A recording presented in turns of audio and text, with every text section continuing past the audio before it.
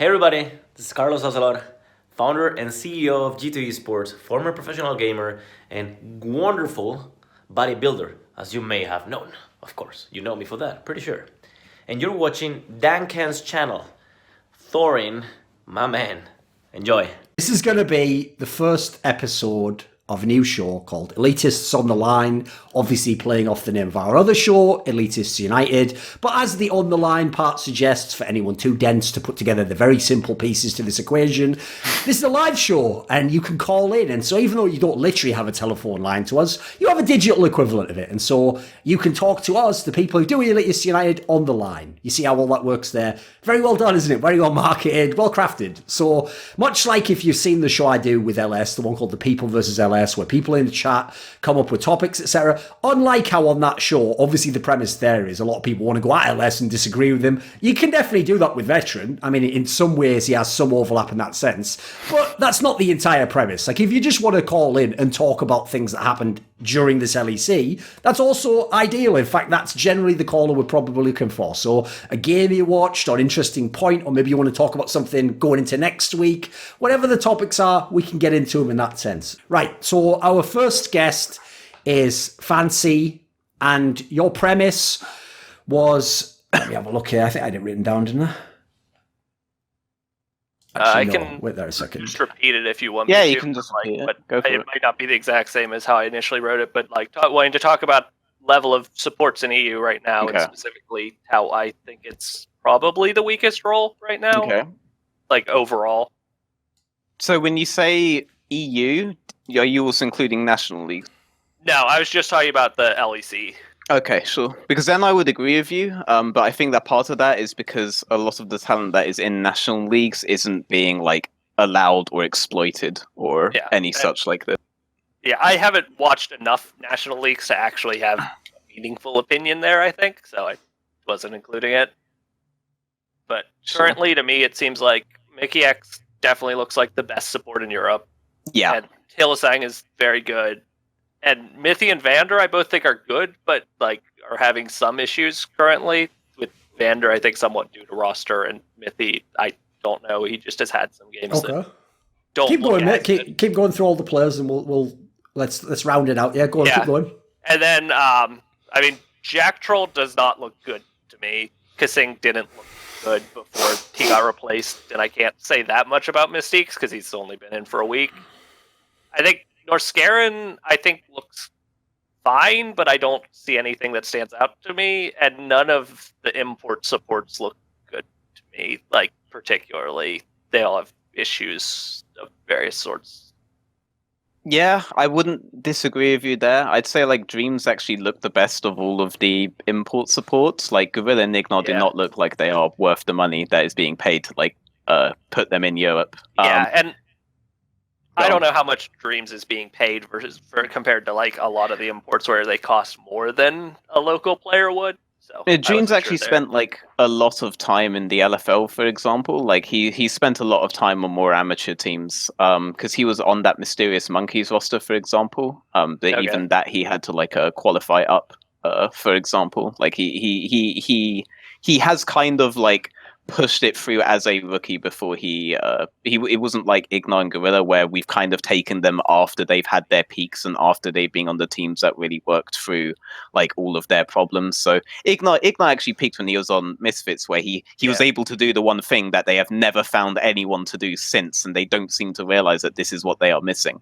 And Gorilla was laning with the guy who I personally think is probably the best international AD carry ever to exist, Prey, and that guy was so fucking good on engaged champs like Ashe, like Varus, like Kalista, that actually, if you cast your mind back to Season 5, when Flash Rules like 2-0'd them and people were like, oh, it's just the best of one, doesn't really mean anything. The reason they were able to 2-0 them is because they literally just banned Ashe, Kalista, Varus, so that they didn't have anyone who understood actual engages on that point. So the idea that Gorilla would add stuff like this to Misfits was like really dumb, so that he just looks like a really average support. And I actually saw on Listen Loco, Thorin's episode, like Foxtrot was saying that he talks to people in Misfits, and they had just been saying that the guy just comes off as like really average, and like I wouldn't deny that. Whereas you have talent in the regional leagues, like Heaver looks really good in offline events. In online events, for some weird reason, he looks like a monster inter. But in offline events, he's like the rock of that team. Like him and Neon look like the rocks of Misfits Premier. For everyone who isn't like keeping up on where all these guys are, and he got like a really bad rap for his time on Origin, and I feel like that's just prevented him being offered another chance to like prove himself. But I honestly think he could add what Misfits need, and that he should be in. Yeah, look at rookies. Lavrov is the guy that you would have heard of if you've been watching my stream, following my tweets, reading my stuff. Like Lavrov's the guy that I always point at, but he's not like a big shot caller or anything like that. You know, he's gonna be like the next Mickey if he is the next anyone. And Gistik is another guy who's also in the German league with Lavrov, who I think people should be looking at. He's actually looked really strong, particularly this split. He's a guy who's been on a lot of people's radar for a while, but he's really coming into his own now. And I think it would be a real shame if him and the jungler on his team, Shadow, just as an aside, aren't looked at for the LEC next split, or even this split. There are plenty of teams that could fix their support issues, like Vitality. I don't disagree with you that Jack Troll doesn't look very good on that team. Like every time I've done a VOD review on stream and we've looked at the bot lane, there have been so many things Jack Troll could do differently, and then Attila like suffers for it. You know, like I really don't like that. I don't like how Norskeren's ended up going, because he was really good, but now it looks like he's really good on two specific champions, and it's not like we've seen like a Norskeren Fresh game or a Norskeren Pike game for like a long time.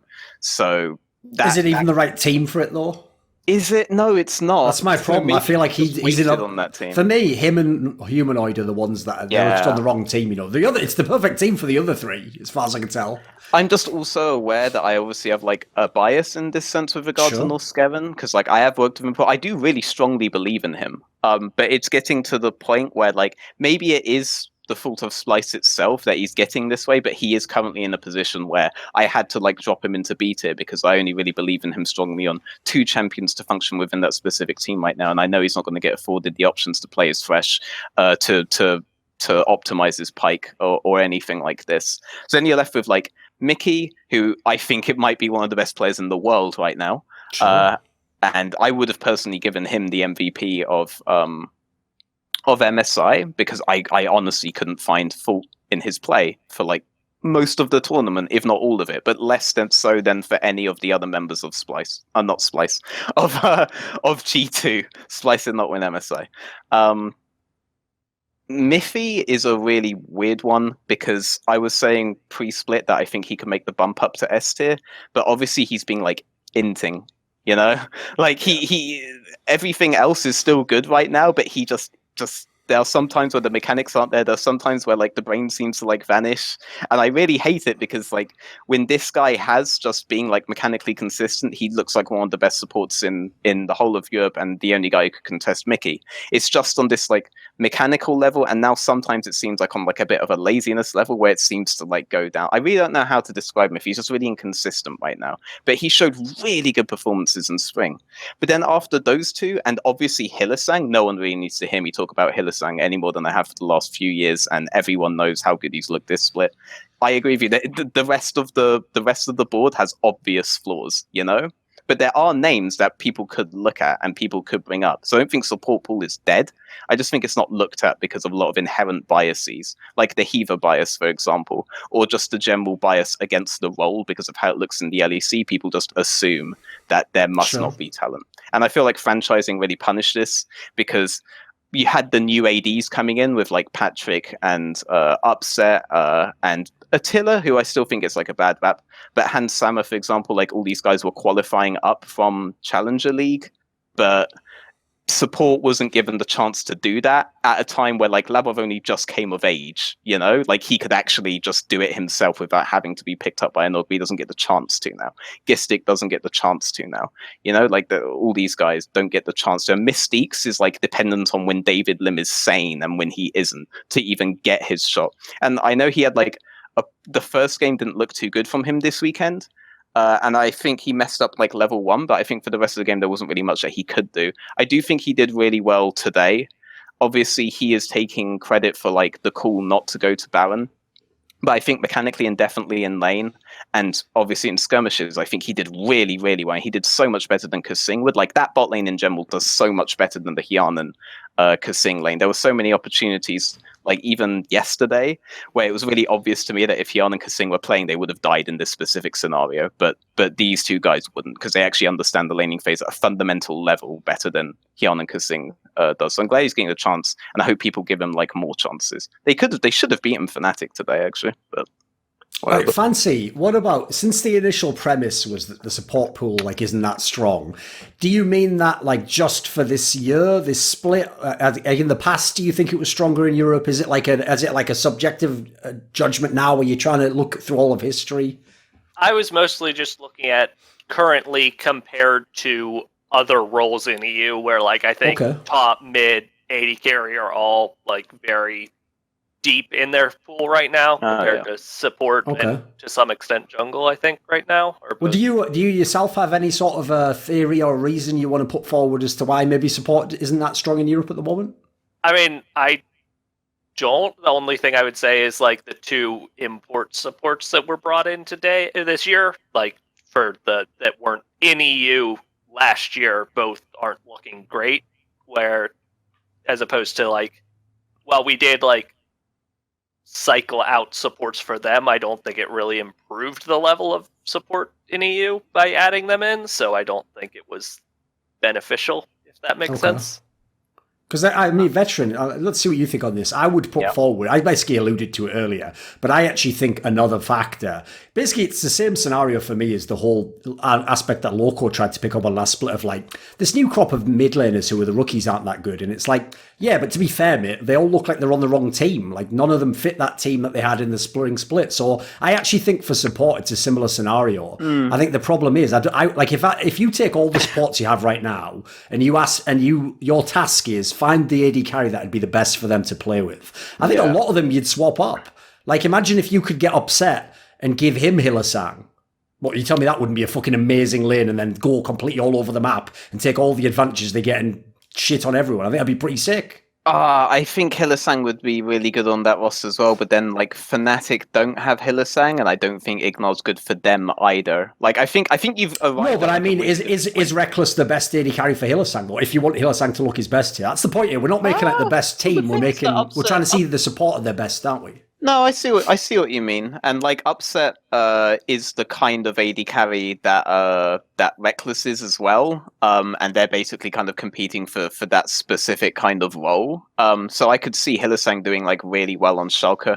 I'm not sure if he would fix all of like Schalke's issues, but that would definitely be an upgrade for Upset.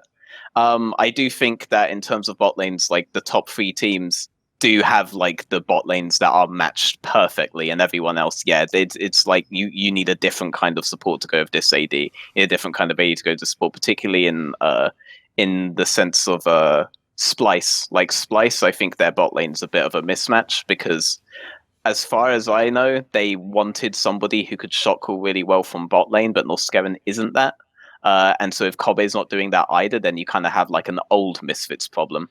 I think current Misfits... Right, here's the other trade then. So we trade Mithy from Origin to Splice, and we put Norskerin with Patrick, and now let's see what we can do with that then. I think that would work, because I know... Obviously, I've combined your two biases there in the bot lane.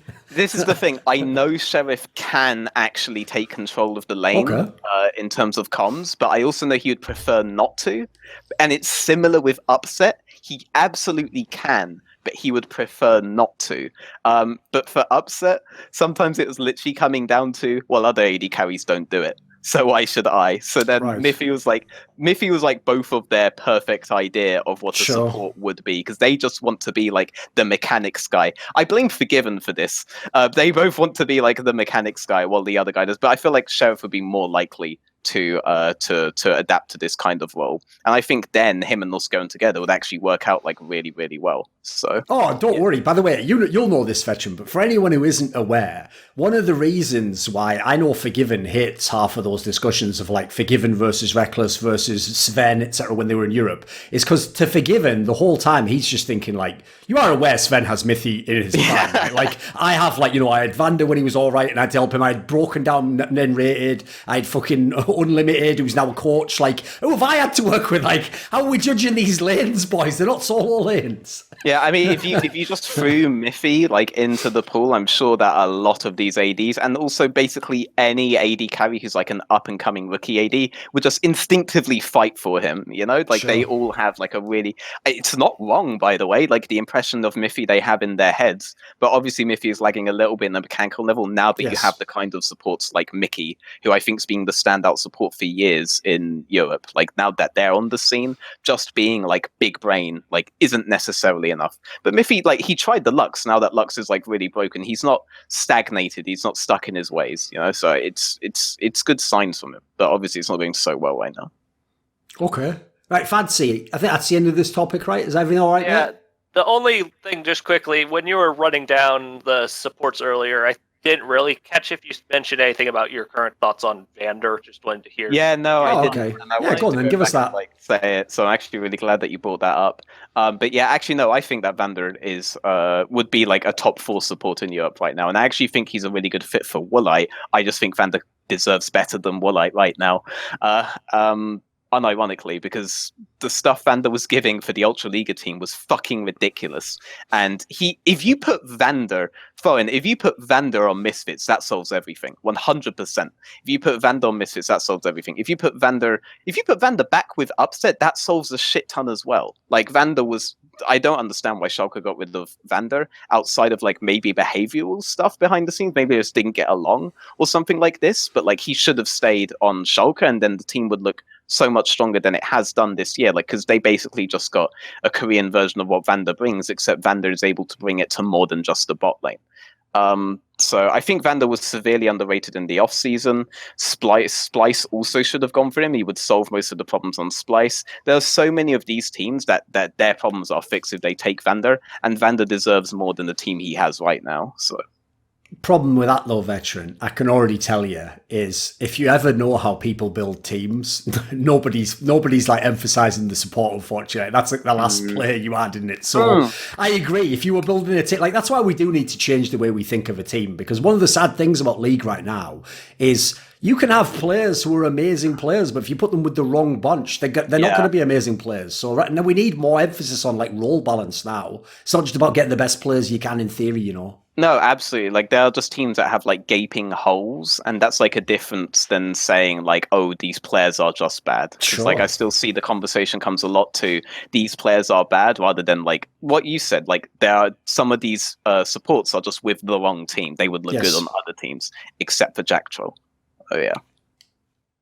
There's no team. Sadly, no relegation, so that can't take care of itself. Yeah, Right? unfortunately not. There we go. That'll do then, Fancy. Cheers for the call, mate.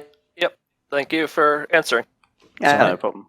Camille here wants to talk about this topic. He says, I want to talk about Origin and their inability to take any risks in-game and the Astralis environment that makes them too comfortable. So, okay, that was what you submitted, but do you want to expand that premise a bit for us, Camille?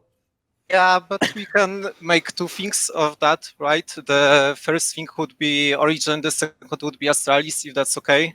Yeah, sure. So set up the first one then. Why do you? In what way have you noticed that you think they don't take enough risks, or they have an inability to take risks? Okay. What would explain that to us? Yeah, I have theory that it's because of Miffy. Because in 2016 and 2017, G2 played like Origin is playing now. They didn't take many risks. They waited for the junglers, they scaled up to mid-late game and then did something. It's the same. They don't have like the main guy that does stuff in real game. They just wait to outscale and outsmart enemies. So Okay. Response, Veteran? Does that sound like a reasonable characterization? Okay, so there are two things here. The first thing is that the idea that a team are risk averse is not the same as saying that a team just sit, do nothing, and scale to late. I would agree with you that Origin are risk averse, but I wouldn't necessarily agree with you that they just like sit and wait and that they just scale for late. So what they scale towards is they scale towards the specific points where their champions are stronger. This is not necessarily the same thing as going for a late game composition, because they play plenty of mid game compositions. They play plenty of early game compositions as well, and they have executed these at the points at which they should execute them. However, they are very risk averse. These guys always set up the map properly, for example, whereas Fnatic just kind of pray to the gods that Hylissang is going to manipulate bot lane such that they can just permanently dive topside and not have to prep bot lane at all. They're risk averse in the sense that they, unlike Vitality, are not just going to immediately go for the kills to accelerate the map on a certain side if they basically already win the map by another option, unless maybe it's on specific power spikes, but those aren't necessarily super late power spikes. So I'd agree that they're not like these other teams that I'm naming, in the sense that they're not like a really kill hungry team, but I don't think it's risk aversion, because you will very often see, I mean, the way Miffy is playing is quite obviously not risk averse. These are just instances individually, certainly, yes. these are just instances, but this is the guy that he individually pointed out as like somebody that's like having a big deal here. Like Miffy, I mean, I think he also is suggesting that he influenced the style, and that's somehow the connecting factor. Well, maybe Miffy is a very cerebral player, and Miffy is always thinking about map setups, and in this particular setup you don't actually have to do anything because we're already winning on this side, whereas Vitality will try to play like 3 lanes at the exact same time, you know, and that's not very risk averse from Vitality, and it's risk averse from Origin, but they're still winning the game. They're not waiting to win, they're winning the game right now on a particular side, and they're ahead on the map. That's why versus like Misfits, for example, the game just completely blew up and ended in like 5 minutes, because they understood when their spikes were, they understood where the opportunities were, they immediately engaged the moment that those spikes existed. Whereas Splice, for example, their games will last like 40 minutes apiece, because they are waiting for the enemy to fuck up and they're waiting to capitalize on that. So I'd agree it's risk averse, but I don't want to put them unnecessarily in the same pocket as like Splice and stuff. But I would agree with you that this is probably coming from Miffy, and I feel like when Origin learned that they could have done something earlier, they will always take that. You know, they'll take that lesson and they will do something earlier next time. They completely choke out Vitality when they play them. They're taking every fucking tower. They never die, and they rarely kill Vitality, but they take everything on the map. That's not risk aversive play in the sense that they're just waiting for Vitality to fuck up. They're destroying Vitality, but they're smart enough to not have to like kill them to do it. Vitality have never been smart enough to do that. That's why they are a team that's struggling right now that everyone else knows how to play League. Okay. Right, on that topic, do you want to push back on that at all? And if you want to keep going, anything? Yeah, let's do it. I think that Miffy was always the closest person we could call Korean support, right? But I don't think right now that Koreans are the best, and I think that his style should change. She should play like Hylissang or Mickey X. What do you mean by Korean support?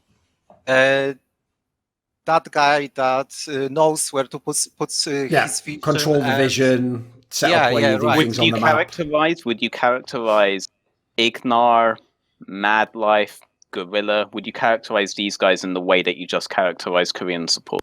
Ignar, no. Gorilla, yes. Because do you think Miffy could have pop-up series like Ignar did against SKT in 2017? I don't. If you watch the way that Miffy is playing right now, it's because he's going for almost too many engage opportunities rather than not enough, which is the problem with Gorilla. But there's something that like Ignar was very, very good at doing. In fact, Miffy was a fresh one trick initially, and everyone knew him as like a phenomenal fresh player because of the kinds of picks that he was able to make that other sports weren't doing. His other best champion was Alistair. This is a severe mischaracterization of Miffy. He used to, in the very beginning of his career, be a mechanical stud. It was more just in season 5 when he went decision making that fucked him. When he went to Worlds, he was that kind of guy. And then when he joined G2, Ardent's meta came about. And so everyone was doing that. Ignar didn't do that, and that was very notable because Ignar can't do anything else but this really heavy engage style. But Ignar is still a Korean support. Like the reason I'm going really harsh for you in this one is because there's always this idea that like Korean is always like right and proper, but like there isn't actually. I'm guessing he means it more as the ideal, you know. Like what you think of as I the would great agree with Korean you. support. I would agree with you, but then he went on from that to say, but Koreans aren't the best anymore. When somebody like Mickey X is actually like the end goal of someone like Ignar, except he's basically Ignar and Gorilla combined. Like he's a more well-rounded player, whereas a lot of these Korean supports were just very good at like a specific thing. Like I feel like you're tunneling too much on the semantics here, Veteran. What I think he meant was this, and he can certainly correct me if I'm wrong. So I'll try and rephrase it. I think what he meant by that statement was that Mithy is more in the vein of the ideal of the Korean support, who vision controls, sets up the map, probably shot calls some aspects of the game, and that since Koreans in general aren't the best right now, like they don't have the best at all the roles and their style certainly isn't the best. If this informs the style that you play on the map, then it also isn't an ideal that a Westerner would now hold to anymore. Whereas actually, if you went to season 5, like you were saying, that probably would be what you'd want. You'd want someone to be like Mata or someone like that, you know. So in the modern day, presumably, since he said Mickey X, etc., is what now you probably want to be more like. Presumably, he thinks she should be, I don't know, more lane dominant, more aggressive, more playmaking. Is there anything along these lines, Fancy? Yeah, it was Camille. Sorry, do you think Miffy hasn't been trying to be aggressive this split then? Because like the issue is that he's being too aggressive, if anything. Well, about like, this, Camille, maybe you just recharacterize it in the context of what we're talking about now, because we're getting off into the woods here. So reframe it for us. What do you mean by like what do you think someone like a Miffy should do, or what does a Mickey X do correct that makes more sense to you right now? I just think he should look for a place more, like Mickey does, like other support does, like Hlisang. He's the playmaker for Fnatic, right? He's like, I think that Hlisang is their best player. Miffy way of playing the game is like slow, scaling, waiting for items like, I don't know, SKT waiting for Trinity Force in 2016 on Faker. That's the way of playing, but it's already 3 years later. China is the best, Europe is the best, and aggressive style is the best. I mean, it's kind of ironic because I imagine that if Origin is having any discussion with Miffy right now, it's that he's being too aggressive this split. Like, for example, the game versus G2. The map was set up really properly for Origin, but then Miffy decides on the Sejuani play to try to keep the play going by trying to re-engage with Rakan at that point, rather than like play back and play like a safer style. The way you're characterizing Miffy, I just feel like doesn't actually match up with the reality of Miffy's issues right now. I actually genuinely think he's being too aggressive of anything right now, but obviously you think differently. What I do think though is that he doesn't prioritize stuff like Pyke to be like a more map-based support earlier, and that he really still heavily prioritizes the 2v2 in lane. I think on that level I would agree with you that maybe he needs to switch towards literally that this guy needs to pick up Pyke and do as well with it as people like Hlisang, people like Mickey X, who can completely take over the game on champions with global pressure. We haven't seen that come out of Miffy, but I don't think the problem is that he's not aggressive. The guy prioritizes Rakan for a fucking reason. Like, he's an insanely aggressive player right now. I don't agree with that characterization of Miffy. Camille, if we move aside from the Miffy point right now, as a bigger point about Origin as a team, you think as a team though that they should be more aggressive? Would you rather they played like would you rather they tried to play like IG and just accelerate the fuck out of the game? If they get any kills, any chances go in, is that what you want? Okay, I'd rather have Vitality on their peak than Origin on their peak on the international tournament. I don't think Origin can, if they can get out of groups, they won't get past quarterfinals even if they face Chinese team. There is absolutely no way that Origin aggressive can do anything on international stage. I think Vitality I hate talking about scrims, but did you see the scrim leaks on China when Vitality were there? I really don't think you want to see Vitality versus Chinese teams. He said at their peak, though, at their peak. I mean, not now. Vitality on their peak. Vitality at their peak were at their peak because the rest of Europe didn't understand early game properly, and now Europe does. And I guarantee all these teams you want Vitality against will understand early game in the way that Vitality didn't when they were at their peak. They were at their peak because Europe was nowhere near as strong as it is now. I would much rather Origin than any of those teams because Origin were one of the best teams at destroying Vitality last split. Like, Vitality could take nothing from these guys. I really strongly recommend you go and watch the 2 games Origin played versus Vitality last year. Vitality got last split, they got destroyed in the early game. It wasn't even close. Like, the kind of aggression that you want isn't the kind of aggression Vitality go for. The kind of aggression Vitality go for is wrong. What I will give you is that there are instances where Origin will just go for the zoning play and go for the turret plating and then go for like resets where G2 would just force the dive no matter what, you know, like I'd give you that, but I feel like Vitality is the wrong team to kind of like put up here because Vitality were only so good when they were so good because everyone else was just worse. But hey, but do you think that Origin can take even in best of 1 of RNG, IG, LGD? Because I don't think they do, but Vitality on their peak, that is last year with Kikis. Of course, they are not playing so good right now. Yeah. I understand your point, but they were better team much then. I actually don't think. I think his point's just more of a stylistic one, basically. Yeah, I mean, I actually think stylistically speaking, Origin have the best early game in the league by far, and I think that they have a much more intelligent read on mid to late game map setups than G2 do as well. I think the problem is that G2 are just intuitively better at capitalizing on mistakes than Origin does. I think here we're going to completely disagree because I'm basically characterizing G2 as the team that like waits for you to fuck up. But the thing is, G2 will notice if you misstep in like with like a second of precision, and then they'll like TP Umajan to like flank your jungler and stuff like this after cancelling their own recalls and shit. Like the way that G2 will abuse your missteps is a way no other team in the world will, just because they're also intuitively good at the game. Origin, on the other hand, I think fundamentally understand the areas that made G2 weak versus IG better than G2 understand. I'd actually prefer Origin versus the Chinese team than G2. So I think we just fundamentally disagree here.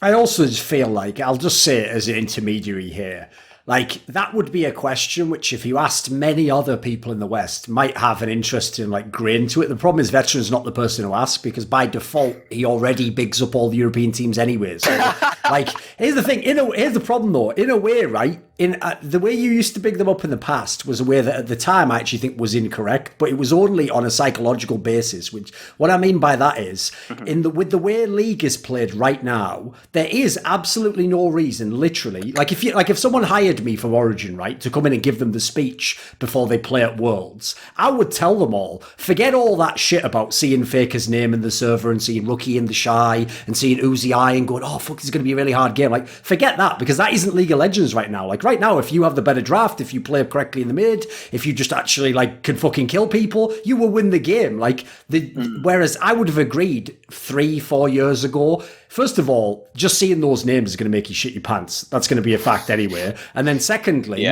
with the way the game was played back then, you do get dragged into that thing if you're playing SK Telecom. You're half expecting them to make the correct decision no matter what you do, and it's going to fuck up you're going to second guess yourself in ways that you actually don't need to now. So in the past, it would have been an interesting question because I can see where he's coming from. Like an Origin, maybe in the past the CLG, these teams were actually primed to be like smart teams that would definitely lose to an SK Telecom. Like they would basically play the way SK Telecom wants them to play pretty much. Whereas I kind of think like for this era, I wouldn't really want those teams personally internationally. That's why I even said personally I thought Origin would have lost to Team Liquid if they'd have played them at MSI. Like I actually think it wouldn't have been as great. So we can all disagree on that. We can all have our own opinion, but I just think you picked the wrong horse to pick for that one. Like, Veteran was never going to agree on Vitality, put it that way. I mean, I do want to say that, like, the idea that Vitality are fundamentally worse because of Kikis, I think, like, Mosley so bad because Vitality's jungle system that they force everyone to kind of adhere to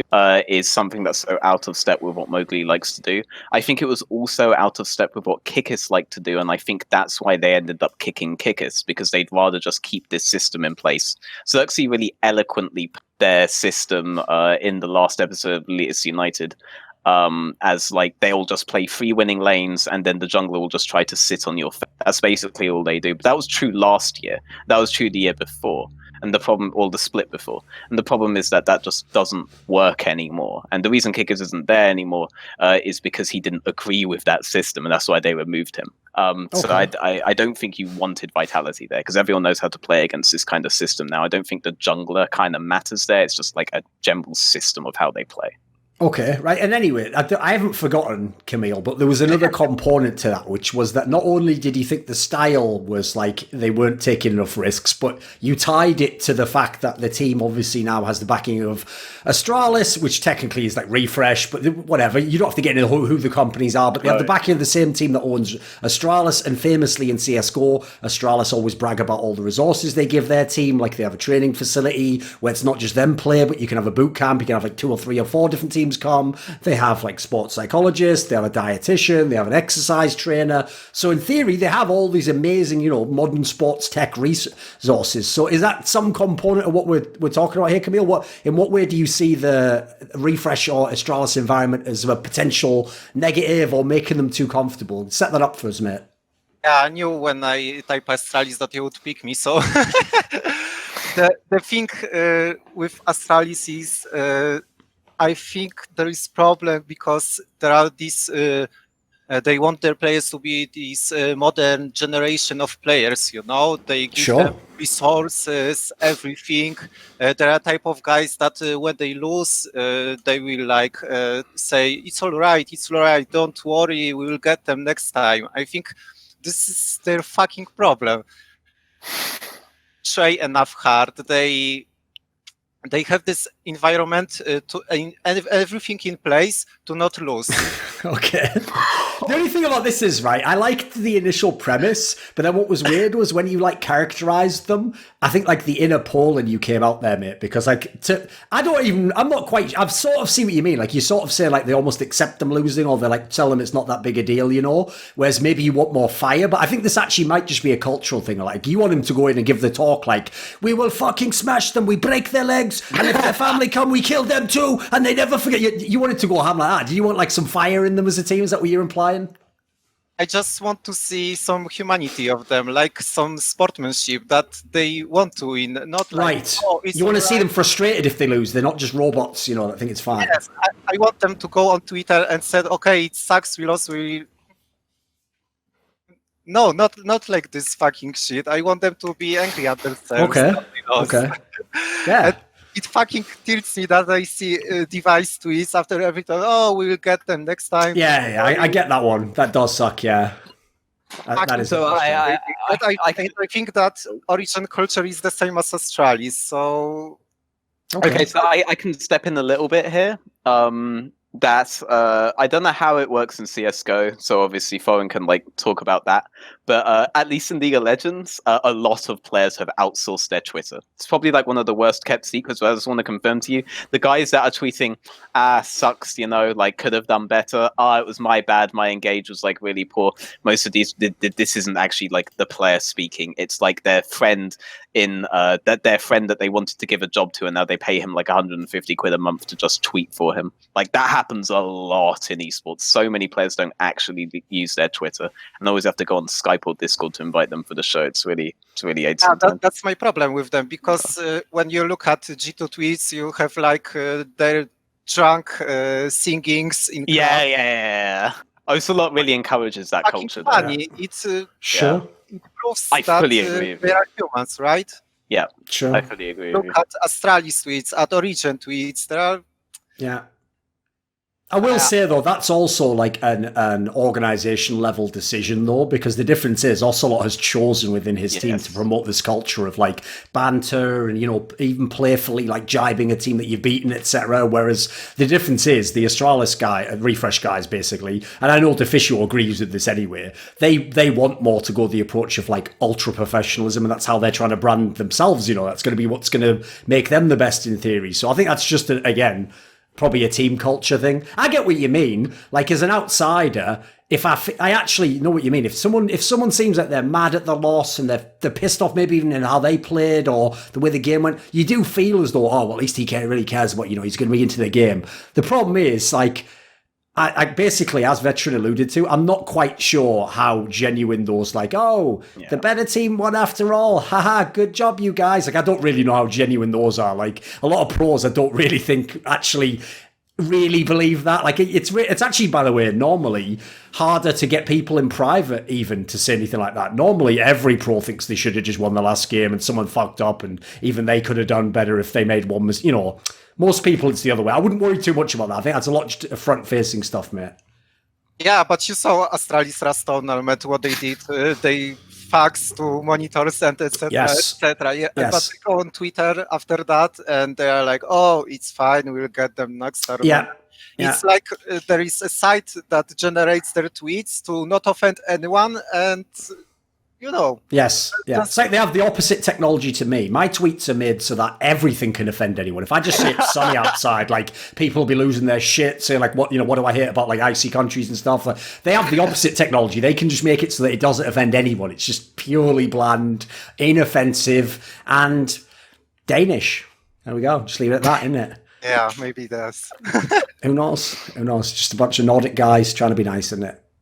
Right, I think we covered this topic pretty well, I think. Yeah. Everything all right there, Camille? About Australis and how much people hate them, apparently. So, yeah. No.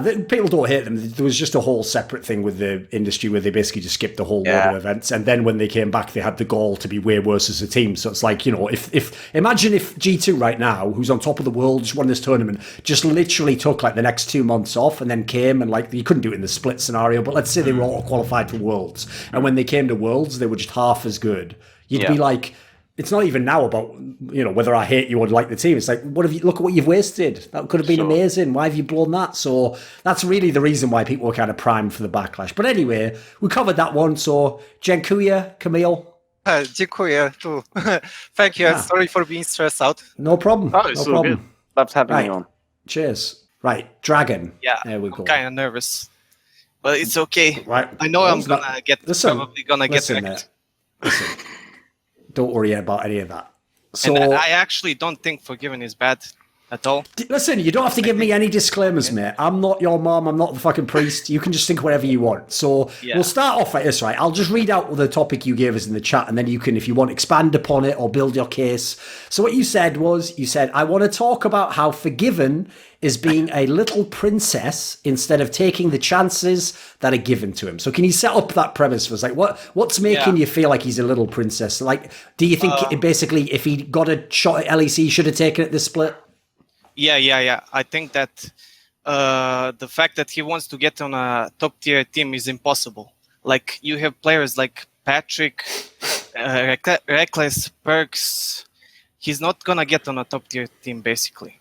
Like, you only have mediocre and lower tier teams. And if he thinks of himself to be good, like, he should go on these teams and think that he's gonna improve them and make them go to Worlds, playoffs.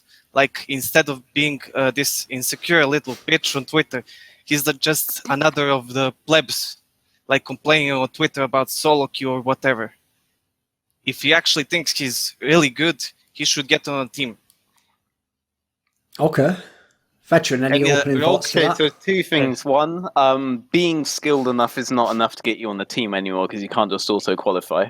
Number two, I fucking love Forgiven's tweets. I think he's like nailed marketing, nailed branding. Yes, a lot of them is like, people are complaining about solo queue. Now Forgiven is complaining about solo queue. Sure, but Forgiven complains about it so bluntly and for so long that like people like love those kinds of tweets. And he actually does understand like what branding does for you. Number three, the idea that he wouldn't join any of these teams. There is one team that isn't a top team in LEC right now that offered him that I'm not going to tell you which one. I'm not going to say Rogue. It has to be. I'm not going to say, but he would have joined it. He would have joined it if they had actually made a specific staff change, and Rogue were unwilling to make the staff change. That's so what I'm talking about. He expects too much. You just said Rogue right there, Veteran. You actually gave it away at the end. Did I? You just said and Rogue wouldn't make the staff change. I'm saying that now, by the way, it just was because he was saying Rogue, and then he. Do you want me to delete that from the VOD? I mean, you can got include it in if you boys. want, because then he just debated me All right, away. whatever. I won't confirm or deny if Okay. it was Rogue, and if it wasn't Rogue, then this actually helps me. But yeah. Okay. Anyway, I just thought I'd let you know he did let that slip. Okay. Right, come on. What That's do you fine, think in let that response go. to that then, mate? Dragon, what do you think? I think that the Rogue is perfectly, and he should not expect from the teams. He should not expect the teams listen to him, because he didn't play since 2016 in a top tier tournament. Sure. And even though he got in solo queue, and the AD carry role didn't change basically at all, I think he still didn't play a long time. Sure. That's true. And But there are a lot of support players who would actually love to play with him. It's just that there are like a lot of teams that wouldn't necessarily offer him. So like there's that one offer. There's like another team that is looking at him now, for example. But like these are, when it comes to Europe, like these are absolutely it.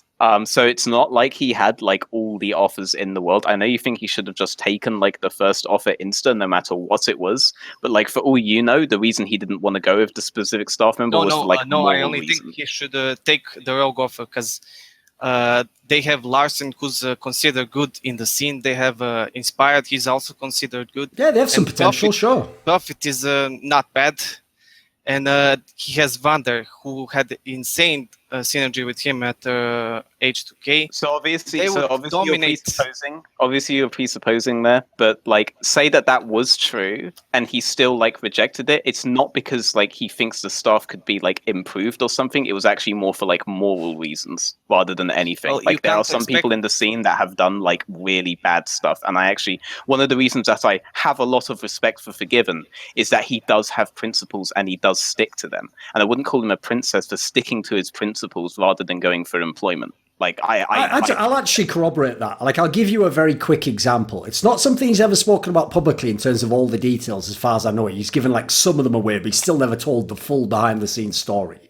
But one of the things that I even told him so many times, like that's one of the dumbest PR moves you ever made, was when he let Origin kick him from their team while publicly saying that he wanted to quit the team. And in doing so, because I even took it at face value myself, I even wrote a column where I was like, what a pussy. Why did you just quit? Like, never quit. Make someone force you to leave. Make them remove you. And basically, again, he didn't reveal all the details, but as I say, this lines up with what Veteran's saying. He has his own fucked up like Ned Stark level of ridiculous like principles that he will literally go to the fucking grave with, basically. And even if you tell him like, but you are aware, Forgiven, like other people aren't going to see it this way, and if you just told them this little piece of info, they'd be on your side. He'll have that logic, which I can kind of vibe with, right? Because I have this problem myself sometimes where it's like, but I shouldn't have to tell them that. That's not true. Like it's like, I know, but this would help you. Like it would. So his problem is basically he will always sacrifice like the optics of the scenario for what he thinks is the right move to do. And he probably does overvalue that. He does make himself sound like a fucking knight or something. He is just a League of Legends player at the end of the day. But I would also say there's another factor to this, which is, right, I had also heard similarly that he was open to going to it. I won't say Rogue, I will say a bad team. A team that would not probably go to Worlds or challenge for the title. So that does crack the myth that like he's only going to join the top 3 team or a contender. But you know what? I'll address it as if I don't know that and I only know the public side, which I get it, right? If you're someone and you're just a fan and you're looking at Twitter and you're hearing what he says and you're hearing rumours about him, yes, his public persona on Twitter is that he talks as if he is still the best AD carry in the West, as if like people should be honoured that he would join their team, as if he would instantly boost them to Worlds, as if he'd win LEC, as if he'd battle all perks and, Reckless and all of them, and that he'd beat them all, right? First of all, some of that's literally just like gamesmanship on Twitter. He doesn't 100% believe all that. But more importantly, there is an element to which that is kind of true. And that is just, unfortunately, that pro players have a different mentality than fans and analysts do. As in, to a pro player, when they think of their peak and they think of their overall body of work in their career, they do think that should count now. They think that if they get an offer from a team, the team shouldn't just look at the last split or how long ago it was they played. They should look at their, who they were as a player, what they were able to do, and they should, in the scenario of someone like Forgiven, who again, his naivety here is thinking that because he does have incredible talent and probably could get back to a good level, that everyone else knows that that's the case and that it's like a principle of the universe. It isn't. I agree with you. You probably would have to do, in my opinion, one split minimum with a suboptimal team to prove that you were that good. And then I agree, that's when you might get, I'll give you a random example, a Splice might then make a chance on you if they saw that playing in a worse team like that. The problem is, the reason I use the example of Splice is a team like a Splice, they aren't going to think, well, what's Cobby versus Forgiven's peak? They're going to go, I've got Cobby now. Like, what he's doing now, I'm happy with. So why would I gamble and bring in someone who not only, you're right, hasn't played properly for 2 years, I can't really know his level, but even worse, had a history of being a fractious personality, had problems within teams where he wasn't a great guy. Whereas I can tell you right now, someone like Cobby, I bet he's never said anything that insulted anyone ever. He's probably the kind of guy who just sort of types like, well, we tried, when he gets fucking solo ganked and his supporters did fuck all. Like, he just seems like a nice guy, doesn't he? So the problem in that scenario is, Forgiven does, in a sense, I'd agree with you, he has an elevated sense of who he thinks he is as a player now, but he doesn't understand no one else does, or the odd person does who's worked with him or knows him in the community. Or as Veteran says, if it came to a player vote, there are some players who'd say, okay, I'll gamble, give me Forgiven. Maybe we could do something amazing. Maybe we can get him back to the top level. So I kind of agree. If I were him, I would say this. Is your real goal, a real goal, not just a cool idea, is your real goal to be a top pro and accomplish great things? Because at the moment, I know he's one of those people who, in theory, could retire tomorrow. He feels like all he has to do now is win a domestic championship or go to Worlds again. It's the only accomplishments that mean anything to him. If that's true, then his problem is, his goal is like, I have to immediately get those now. Well, that isn't going to happen right now. It's just not a plausible scenario. So realistically, you would have to do what you've said and go to a lesser team, prove yourself, then you'd get the chance. But the problem there, and this is the problem to understand here, my mate, my dragon, this is it. This is the key to understanding this scenario, is one thing, even though in that case he might have joined that team, one of the reasons I do not think Forgiven will go to a bad team and grind his way up like you is not only does he think he doesn't have to do it, because as we just mentioned, he still thinks he is who he is years ago, but more importantly, if you go to a bad team, there are a lot of players in the world who are amazing players. If you put them on the right bad team, will look fucking shit. Yeah. And we'll get a lot of people saying, see, he's garbage, he never was any good anyway. And I tell you what, even though I think Forgiven has the mental fortitude to go through that, he doesn't want to put himself in that position. He doesn't want to go and play for Rogue and then have Perks going, haha, I beat you in the lane, with all the best top laners, best support in Europe, best jungler. He doesn't want to have all the square bracket shit that I'm having to add in every week, and then the other guy gets to win. Like that thing with Perks, the thing where fucking Reckless linked that scoreboard from Gamepedia to freeze. That's the kind of shit that can happen at any time if you are in a bad team, no matter who you are. So I realise, in a way, I've sort of agreed with you. That is a little bit, I'd say, if you're going to talk greasy like he does, you are being a little bit of a bitch if you then don't step up to the plate. I'd agree with you. But I do think that it's sort of a complicated scenario, on all sides, everyone's perspective is pretty different to each other. Like, I don't think there's a lot of overlap, unfortunately. Do you have any thoughts on any of that, Veteran?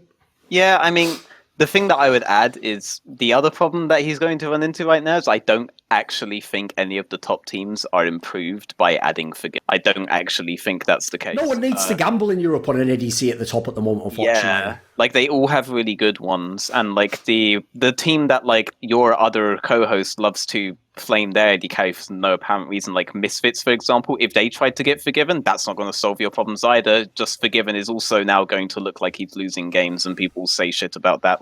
I have to hear shit about Leader, even though I have been saying that if you start Leader on that team, it's not going to solve their problems, and he obviously lost today because that's not the fundamental issue of them. They're going to do everything they can before they try Heaver, by the way. Vitality aren't going to get fixed by putting Forgiven in. Obviously, Schalke don't need to replace their AD carry. None of the top 3 teams need to replace their AD carry. AD carry across the board is on at a level where at least every player is functional within their team, even Excel now that they have Jessler.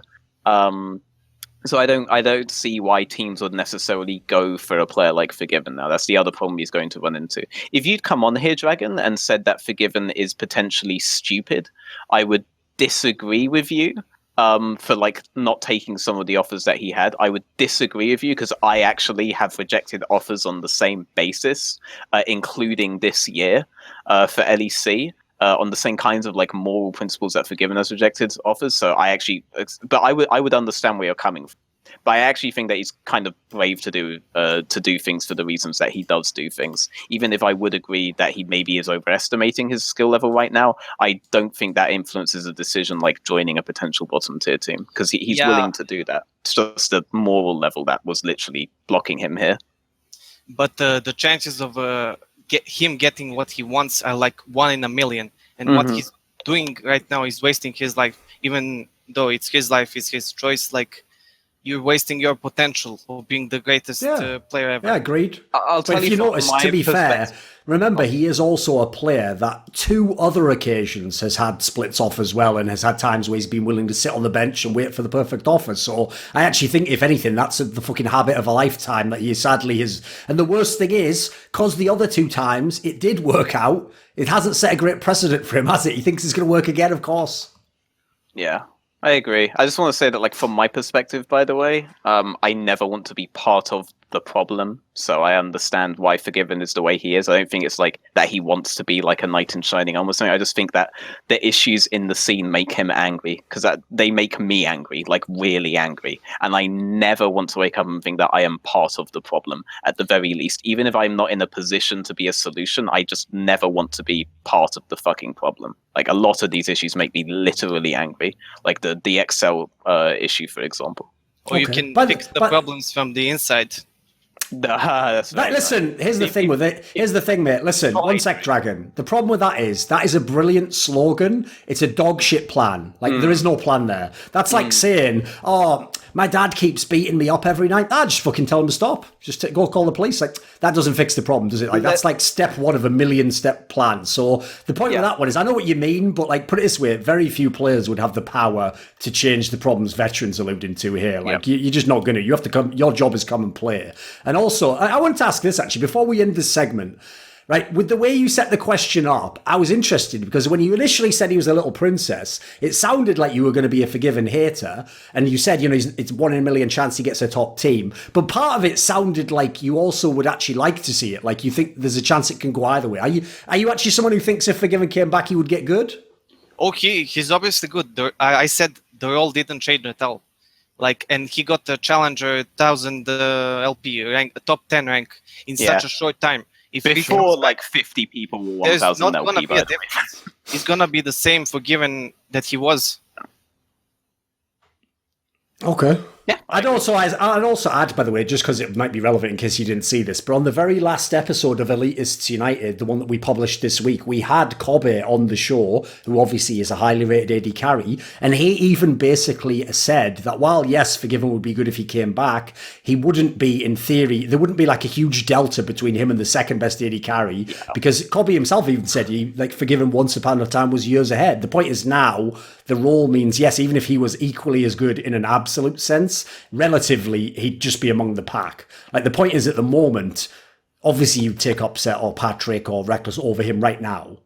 Yeah. Because, the gambles, it doesn't outweigh the upside anymore. Whereas the upside in the past was like, maybe he just becomes the MVP of the whole league. That's a pretty good upside. But that's a few years past now. Right, are you happy then? Is that a decent segment? Yeah, I'm happy. Thank you for the discussion. Yeah. No problem. Thanks for coming on, Dragon. I don't want to say that, like, with the idea that you can solve it from the inside, maybe you can, but that was what he tried to do when he said, remove this guy or I don't join. Basically. And then if they said no, and he was like, okay, then obviously if he says it again in the future, they're not going to be like, oh yeah, we've changed our mind suddenly. Yes, no, they'll obviously be fine with firing him. And like I say, I agree with him. The premise, it sounds great, but like, that isn't an actual plan. Like. So Shodan here's premise was, he said, I would like to talk about Vitality's 2 wins being potentially the worst thing that could happen to them. So explain this to, like, why is it the worst thing for them to actually win some games in LEC, mate? Absolutely. Because, yes, they won the 2 games. First was against Excel, and the other one's won today against SK, right? Sure. Yeah, they won XL and SK, which is like the obvious argument against OR Vitality back or not. The problem is, again, this is coming from a complete layman, so feel free to correct me if I'm wrong, although Sure. I don't know why you're saying that. You're going to burn me regardless. But from my layman's perspective, they didn't change pretty much anything. In the Sonatar game, I believe Attila got Draven, which I essentially view Attila as a semi-Draven one-trick. What I mean is he's far better on Draven than any other AD carry. And Draven is, in my opinion, very good against Sona, especially early on. And against SK today, I mean, that game felt more like SK not playing well rather than Vitality winning the game. At the very least, from the layman's perspective. You can expand on that if I'm wrong on that.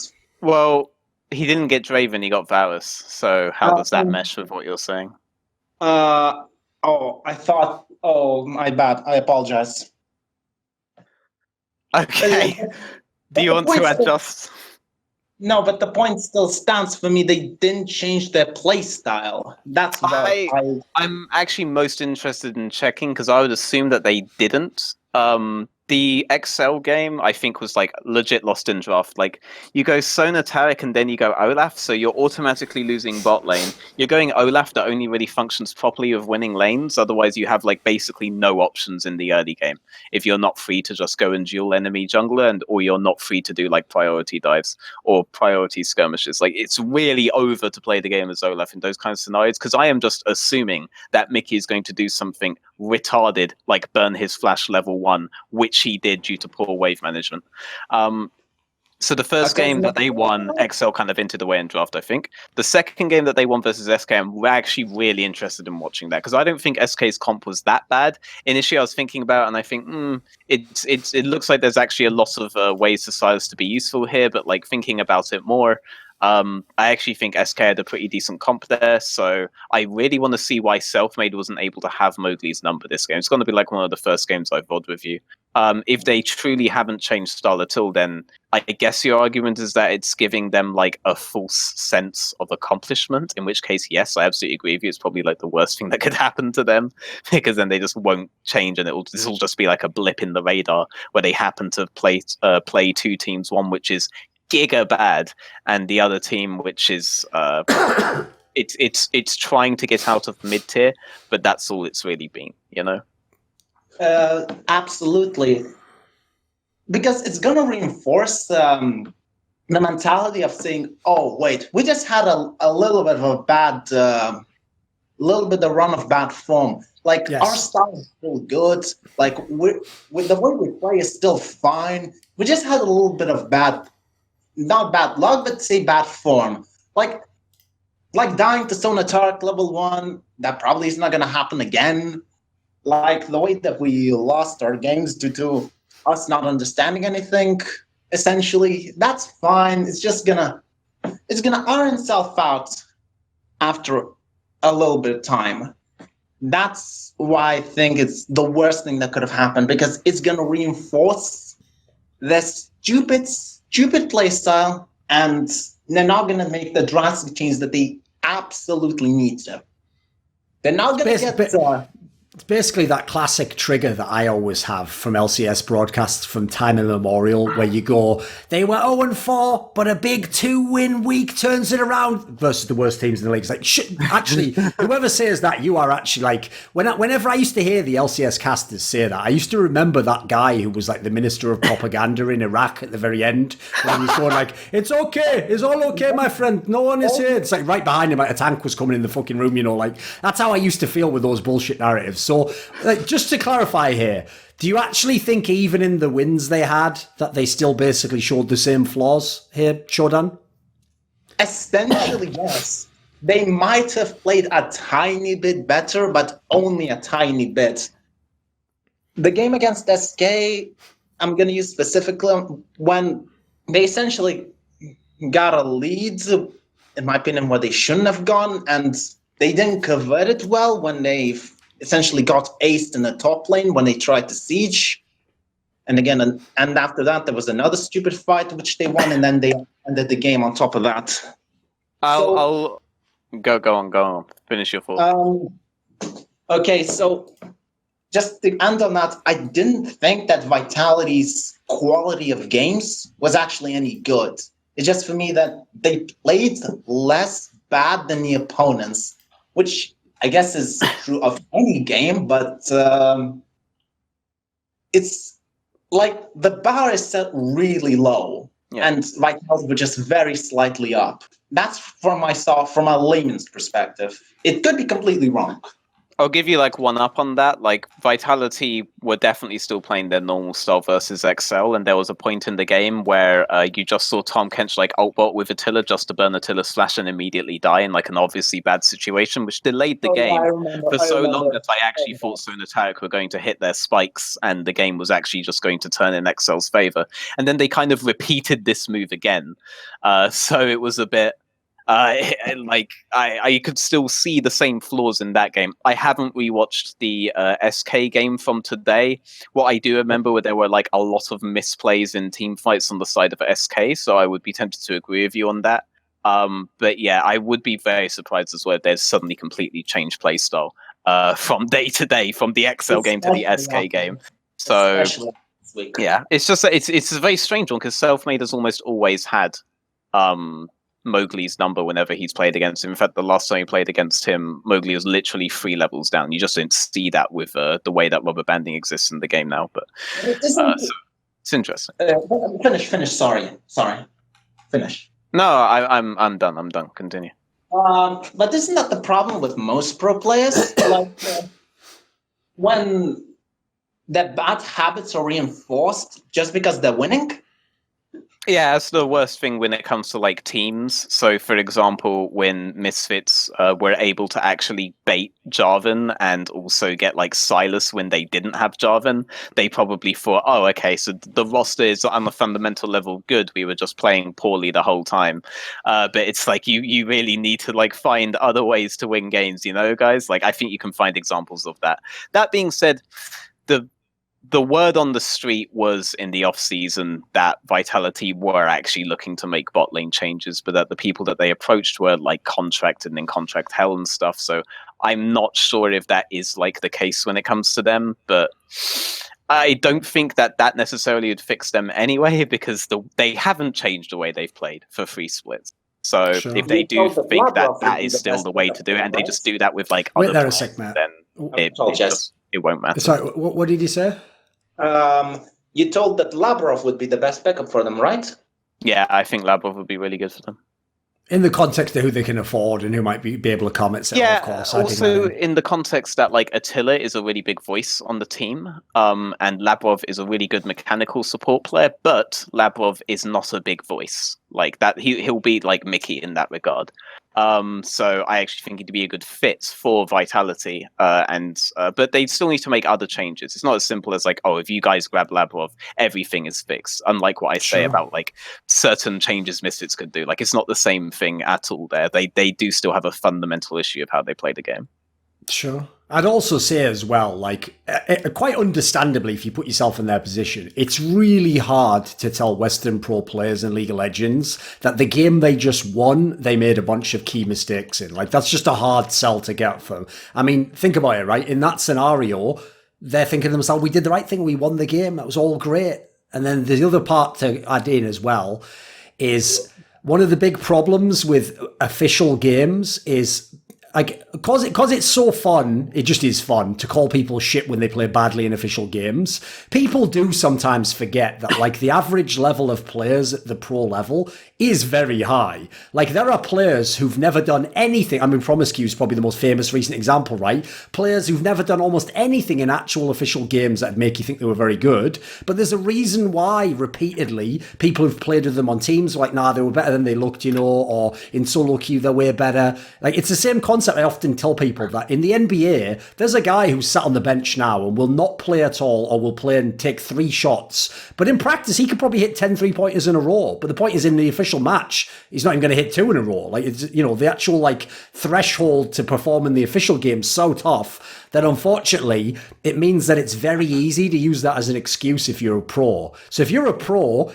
unless you win the game, it's so easy to go, that wasn't how I'd planned it in practice. Or, in scrims, it worked a bit better at this point in the game. Or I wouldn't make that mistake if I did it again. And therefore, you don't learn from the flaws that the game's basically telling you are things to work on, unfortunately. Yeah. That's just human nature. I don't particularly blame pro League of Legends players for that. I think that's pretty much widespread across the industry.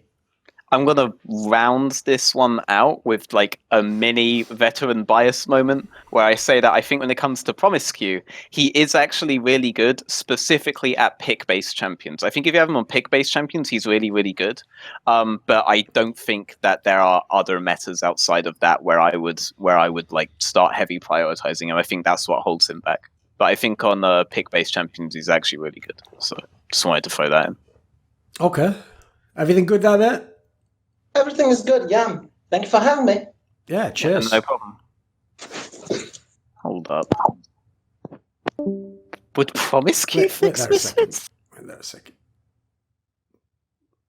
Here's the thing, veteran. You have to be very careful now. You're actually 1 second from a light bulb going off, and you saying out loud that Cadril and Promiscu would make Misfits a top 3 team. At which point you will instantly be LS'd and you will be removed from the right company and deplatformed in esports. Because here's the thing, I think you could mind your fuck yourself to a position where that would be like a real statement. I don't think that those 2 players would be bad for misses, but I don't think they should get rid of Kire. I think Kire is really good for that roster, so I would never say that. Okay. And also, I think they already have someone contracted that they could do well with. And this is a weird thing. I haven't talked very much about this. Very quickly to just say it. I actually think that like loyalty to the players in your organization is like a big deal. So say that you drop me on Vitality right now, lots of people identify like the way that they play jungle is bad, right? But if I was looking to replace Mowgli, I would immediately look at Schemes, who is on their academy roster, who I don't think he's the best jungler in LFL. The standard of jungle in LFL is actually really high right now, but I would take him over someone like Tinks or Aesthetic or these guys that I've been like hyping up. Because number one, I do think that he is good enough to at least be given a shot, and because I want to reward the loyalty of players that I already have within the org. And I think Misfits being willing to play players in the LEC team is good. I just think they should play this particular one. I'm going to recommend inside help before I recommend outside help. I wouldn't say take Trayton for the guys who are wondering why I'd say take Lavrov over Trayton, who is their academy support, because I just don't think Trayton is like good enough. But I do think Schemes is, for example. So yeah, just a mini. I'm telling the first guy to add you as a friend on Discord. Wait. The joke there, by the way, the Heaver choking because it's an online show is because Heaver, on online events, is for some weird reason so much worse than Heaver on offline events. It's so strange. Oh, it's at least counterintuitive. I could make a cultural joke there, but I won't. What I'll do is, on an entirely unrelated note, veteran, I'll just tell you that a real fact, you're going to love this, a real fact as to how Finnish Counter-Strike developed was in the early days, they were infamous, right? Even when like tactics developed and you could play a slow style and you could control the game, all the things that exist in other team games, they would famously still just do rushes, right? Which are like the most basic style of play in Counter-Strike, right? And listen, if you're a really good team, you can do rush that's very effective, obviously, but you want execution built into it, etc. But the reason why so many of them would rush, I know because I actually went and lived in Finland for a few months in this era. And what they used to do is when they would play online games, not at like a tournament as pros, they would all just sit back, no joke, with like a fucking 12-pack of Finnish beer and just start drinking at the beginning of the night, queuing up games, and just like they'd be half pissed half the time. And that, like, why do you think they're going now? And they were all talking in like pure rally English because they were just so drunk at the time as well. It was amazing, I can't lie. It was fun. I could absolutely you're doing everything that you are saying. There you go. By the way. Go. So it's like really accurate with my own experience of it. All I'm saying is completely unrelated, but just putting it out there. Just putting it out there. Right, here we go. Would just yell to rush every time. So what do you want us to call you, mate? Okay, so maybe someone who are you friends with both. So maybe you can call me Loco. Well, you know what? Comedy maybe isn't your thing, so that one didn't land. But we'll go with another one. What name do you want us to call you? Let's get to the jokes later. Let's get the name part sorted first. Okay. Okay, you can call me Marius, I think. Right, there you go. So for some reason, this entire show is just Polish people calling in, asking questions. But whatever, we love you. There's a lot of people over there in Poland. You're doing a great job. Thanks. Right. So Marius, your topic, I'll just read it out quickly, was about basically misfits and the case of super teams. Why should people stop building them? And then the second part is, and what actually worked in the case of G2 that makes their super team work? So set the premise up, like why those two examples, and what's your opinion? So then we can get your Misfits is just one example. We've had many super teams already, and not only in EULCS, but in NA and LCK too. Sure. TSN Season 8. This season we had 100 Thieves. KT Season 7 and 4, and some could say that H2K Season 6 as well. Yeah. I'd agree, yeah. Similar concept. I'd agree it works. All top-rated players, yeah. So, okay, what do you think? Since you give all those examples, what's your theory? Like, why do you think like super teams don't usually work? 3 points I would like to talk about. First thing would be some players don't mesh players on this team. Like, for example, we've had, I think it was Season 6 when Forgiven played with Hybrid on Origin. Yes. And we knew that this wasn't a good and super duo. Other thing is that some players could be past their prime. Like maybe someone could argue that Gorilla is now past his prime in Misfits. Sure. Could be, I would call this a power of friendship, because I think that in case of G2 and maybe even H2K 3 years ago, players will be very friendly, and they act players in their team, but friends outside of the game too. Okay. That's my take. What do you think, Veteran? My take on the super team thing. So I have like one take that I just thought up of while you were describing a few things, because I kind of had like a mini eureka moment there. But the first thing is, say that you built like an actual super. As in you actually took like 5 players who were like best in their role. The way that we used to judge was that, generally speaking, they were the player that like looked really fucking good and was carrying this that was full of absolute garbage shit people, because we didn't really have that many like insane talents back in the day. Like, compare Forgiven to the rest of the Copenhagen Wolves. Compare Reckless to the rest of the Copenhagen Wolves. Compare Shook to the rest of the I mean, these guys had like a lot of that kind of stuff. Sure. Compare like Froggen to the rest of CLG EU. I love CLG EU, but honestly, compare Froggen as an individual player to the rest of CLG EU. These kinds of things, and you would find a lot of those players ended up in Alliance, which is why I kind of wanted to lead with those guys, and then ended up mentioning Copenhagen Wolves like 5 billion times. Reason that doesn't end up meshing is because the reason that these guys seem as good as they did was because they got the entire team to operate around them and around their carry potential. So they are used to playing the game in a fundamentally different way to how like Apex 5-man League of Legends is. And then you end up having these 5 guys who did this on their old teams joining a team where they can't rely on that anymore. So like when you had on Alliance, you had Froggen and Reckless both like scaling for late game, expecting everyone else to like support them in this regard, take vision for them in this regard. Obviously it failed, because that's not the optimal way to actually play out a game. Whereas then you had another team that had one guy doing this, and everyone else on that team knew what their role was, and their role was actually an active. The guys who were, generally speaking, the big carries back then weren't doing the active role in their teams. Forgiven was one of the few exceptions in this regard, where he actually does take a really hard active role. So even when you had players like Cool, because I'm now thinking of like OMG's roster way back when they did that shit, when they did the full super team. Like, even Cool wasn't necessarily playing the most active role. UZI was known as a mechanical beat time. This was because of teamfight highlight reels rather than laning highlight reels, you know?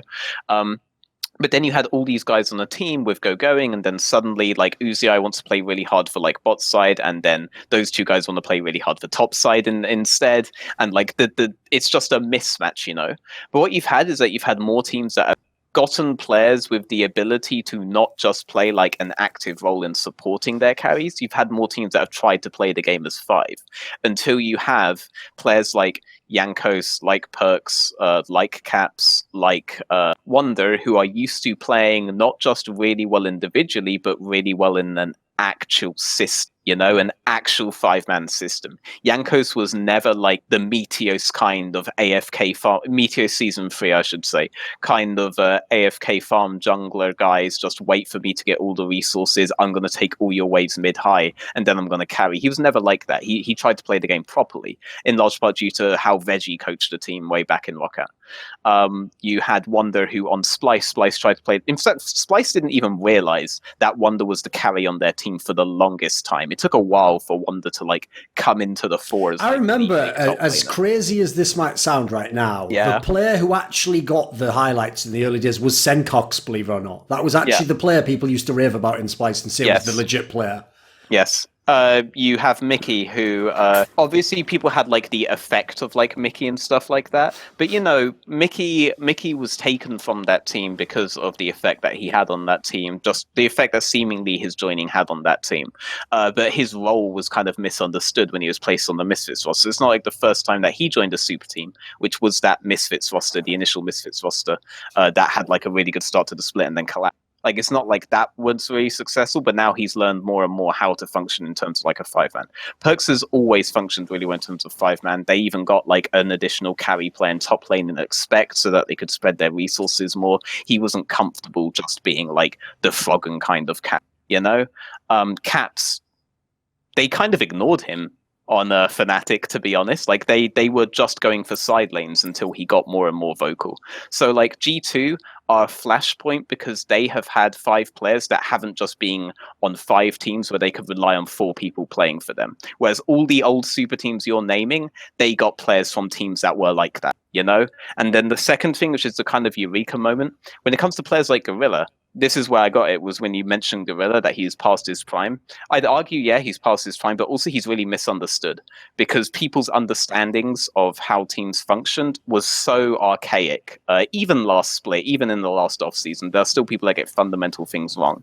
And so the idea that people had in their heads of Gorilla wasn't actually the idea of Gorilla in reality. And it's similar for players like Froggen, and it's similar for all these other like players that have just had like 4 people playing for them the whole time. But with people like Gorilla, people would argue to me to the hills that he was really good at Engage. So then obviously if you think that, then he seems like a good fit for the team, but he's not that and never has been.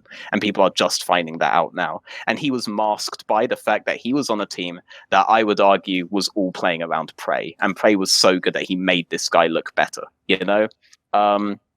So I think also it's also, to be fair, I'll add in as well, I think people were doing that mistake where you take a champion that someone plays and you think that they have the qualities of the champion. So yeah, if you go back far enough, you'll see a million Thresh games on Gorilla, you'll see loads of games on Alistair. That doesn't mean he actually is some sick engaged player though. You can play them without that being your style. Yeah, like the big times where, like, for example, the Juggernaut composition was the first composition Rox Tigers did that, like, put them into the forefront, right? And people would be like, oh, well, Prey's not on Engage Dead. No, he is the front line and the carry at the same fucking time. Like, he eliminated the need for anyone to engage on his team in that, for example, you know? So people just misunderstood when they were building their super team with Gorilla, what Gorilla actually does, you know? So there's that mistake, and then there's the first mistake of, like, just thinking you can take the 5 best players without realizing they're only the best in this specific style that you're not going to be able to play on this team because everyone's going to want it, you know? That's my take. Okay. Sure. Okay, so what about the Gorilla one? Don't you think that because he only played with 2 AD carries his whole life, I think he played with Prey and Zephyr in season 4? Yeah, Zephyr. Yeah. Maybe he can't play with the other AD carries, maybe? He only knows how to play with Prey. mostly. Yeah, I think Prey like made him look way better than he is. I think in season 4, when I think people have forgotten that in season 4 it was the biggest miracle run on the face of the planet on the back of Watch that got them to the World Championships. Like, it wasn't his fresh was insane. He was on the team that got perfect gamed by Alliance. Like, it's not like Gorilla was fucking ridiculous back then or anything. I think that he only looked really good when he was paired with a guy that I think I've now said like a million times over, I think is probably the best international AD carry ever to have played League of Legends. And obviously anyone will look good then. And there ended up being, and it's a big shame, by the end of the Tigers, there started being a feeling that like everybody's going to want these individual players, and I hated that because the thing I loved about the Tigers was that they were 5 like. They weren't 5 insane rookies that had been overlooked. They were 5 has-beens that everyone had given up on. But they found a system that worked. And that for me is like peak team play. And I loved that. They were always the underdogs. Because you know that principle I've often... I don't know if I've ever brought it up on our show as Veteran, but basically, like, I should do a video on this sometimes. It's such an obvious topic to do. But one of my theories of what actually happens when you have good, what people call good synergy in teams, is you ideally want it so that some of my, if me and you were in a team, some of my strengths actually directly cover some of your weaknesses. Yeah. And as a result, collectively, we both look awesome. Well, that's the problem with that team, is too many people. This is actually how, the reason I'm bringing this up is this is how super teams get made. So the reason why everyone thought, oh my God, Katie Rolster super team, this is going to be godlike, is because they looked at that team and they were like, Smeb, he never even really played with a great mid laner. Oh, Deft, he was just on EDG where all they did is play through bot and they didn't have a super sick top laner. This will be perfect. What they didn't realise was, no, both of those, by the way, championship level teams in their regions, actually were pretty much getting the most out of those players, because they were setting up so that means actually that whoever you're flaming, say in the top lane of EDG, still was functional at a domestic level, probably because of how Deft played and they set the resource up.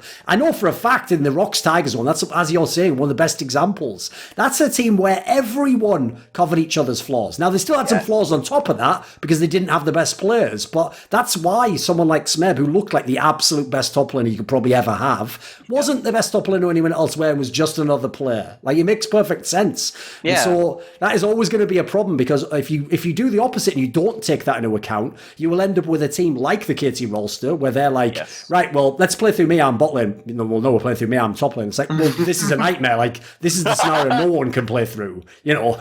Yeah. They did this with Samsung as well. And it just sounded, because like, we were praising the Tigers initially because they figured out how to make it work. And then when they started winning, we just like forgot about it. And then when Samsung, Ambition actually on stream recently was straight up like, you know, guys, I was like Diamond 2 when I was on that team, right? Yeah, the way you actually jungled Ambition wasn't that good, but it was so good because you covered the flaws of like everyone on your team. And that was what people were praising him for. But then suddenly everyone was like, oh, wow, everyone's going to just take apart the Samsung roster that won Worlds because they're obviously all individually really good players. But that isn't what we appreciated about them initially. And we like lose that when we delude ourselves into thinking that like the best team in the world has the best players, or the number one team has all the best players, and then suddenly you get teams that people think are super teams but aren't actually super teams, and end up being really poorly constructed because people have deluded themselves into thinking all these players could just do anything, when actually they could do like a couple of things really well, and they figured out how to like composition so that they did those couple of things every time. Yeah.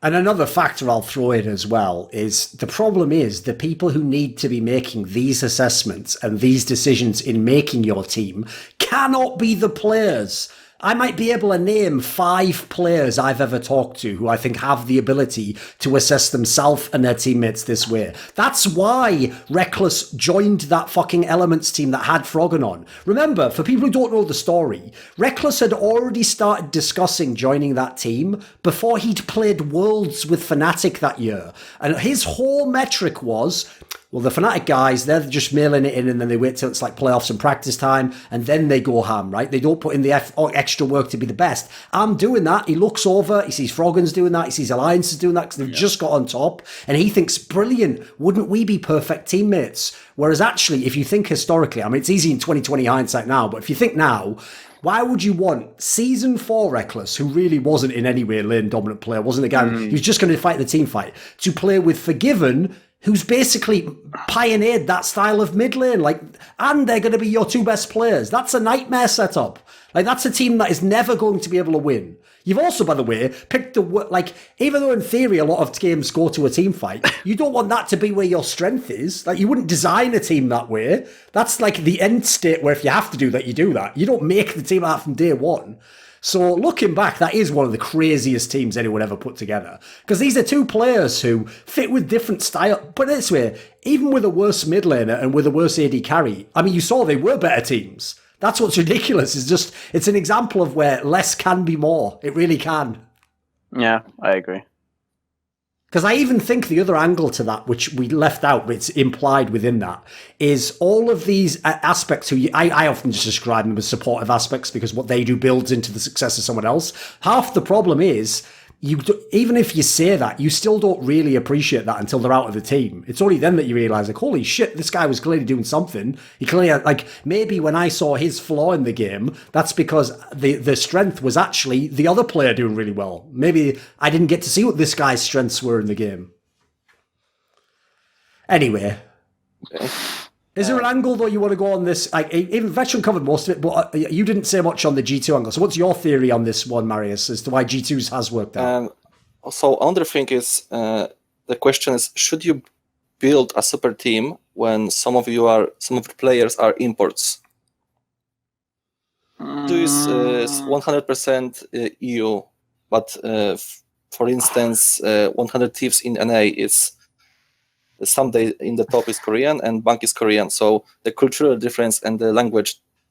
I don't think it's like a cultural difference or a language difference thing that makes it so that these super teams that have imports are like worse. I actually think it's an information issue because if you are importing, then you are either assuming based on VODs, which I know that elements of 100 Thieves don't actually watch when they're doing this, or you assuming based on what the agent who is selling to you is saying that they will do for your team, and these agents lie out their fucking ass. And there are so many organizations that have been taken in by it. You just can't have as much information, as many references that you yourself can verify as being factual when it comes to importing as you can from sourcing out of local talent. Like, I know the personalities of basically everyone who is in Challenger in Europe, and I know how they are going to react when I talk to them. I adjust the way that I talk to them specifically for the person that I'm talking to. If you gave me like a Korean, even if I've watched his games, I'm not going to be able to do that. So I'm also not going to be able to simulate in my head how they're going to fit with like these other guys, you know?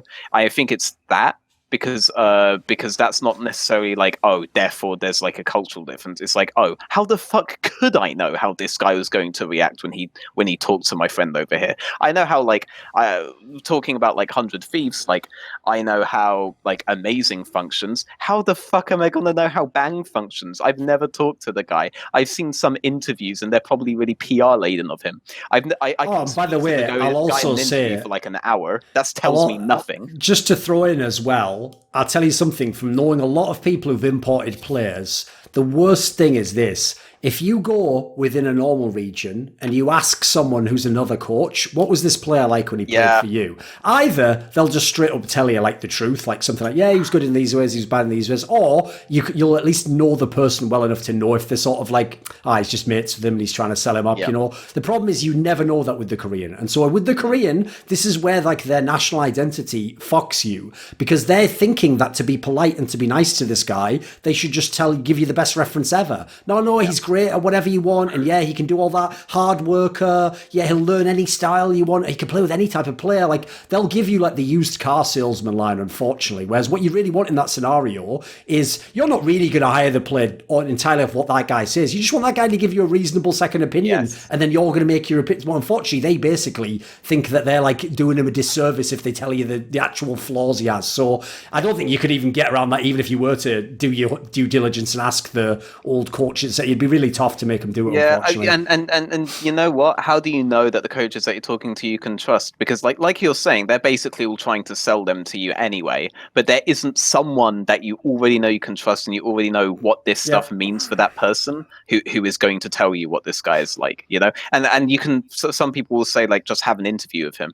That tells you nothing. If I talk to you for 2 hours, I talk to any of the guys that I've had on this call today. Like, I don't know them. I don't know you. I don't know how you're going to react if I put you in a call with Heaver, for example. Like, I can't know that. And to think that you can build a team in this way, I think is borderline delusional, and is actually a huge reason why last split, every team that did import finished underneath every team that didn't. This isn't a cultural thing, it's just an information thing. And I've always thought it's obvious, but it's apparently not obvious to people. So, as an addendum, because I don't know if you follow CSGO at all, Marius, but in CSGO, I'm pretty famous for not being a fan of super team thinking, and there's been a lot of super team thinking. Your articles. Yeah, there's been a lot of super team thinking in CSGO for the last few years, and one of the reasons why I'm not a fan of it is because here's another factor people don't think about. If I'm at the level of resources and, let's say, name value where I could make a super team, why would I? Why in that scenario, if I can pick basically from any players in the scene,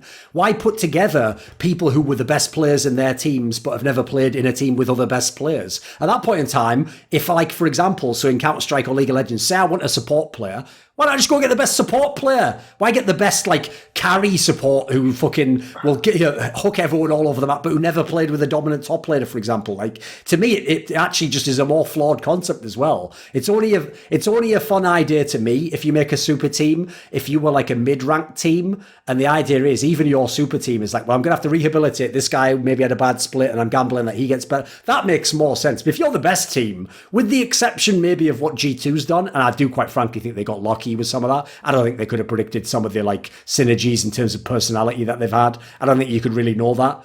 I think most times you'd be better off just making a traditional team. There's a reason why the traditional formula for teams pretty much works. And that's one of the reasons why another angle I've pushed back at, and I notice in League people actually agree with me, is that generally you don't want a full triple threat team in all three lanes. Like, there aren't enough resources on the map. It's like the equivalent of having like 3 strikers who have to have the ball at their feet every time to score. Well, 2 of them can't have it, can they? So what do they do when they're off the ball? Well, what if these players don't even play off the ball? All they've ever done their whole career was be a single number 9 up front who gets the ball instantly to their feet and goes and scores. Like, that player would actually, like, that's the reason why, as crazy as it sounds, you probably wouldn't want to have like Ronaldo and Messi playing the same team. You'd be better off having them and then have every other great player that can be a support element around them. There's a reason why they're the stud, whether they're 1A and 1B guys, right? It actually would probably detract from both of their games to put them together. I think in that sense, the interesting thing about this discussion really is at the end, what it comes down to is G2 probably is the exception, but for reasons I don't even know if they actually knew. I think they're just the one time I've ever seen it work out to the max level, actually. You couldn't really ask for more. Would you say that... You lagged out a second there, mate. I didn't hear you. So, in case of G2, because you said it's an exception, so would you say that there is luck involved?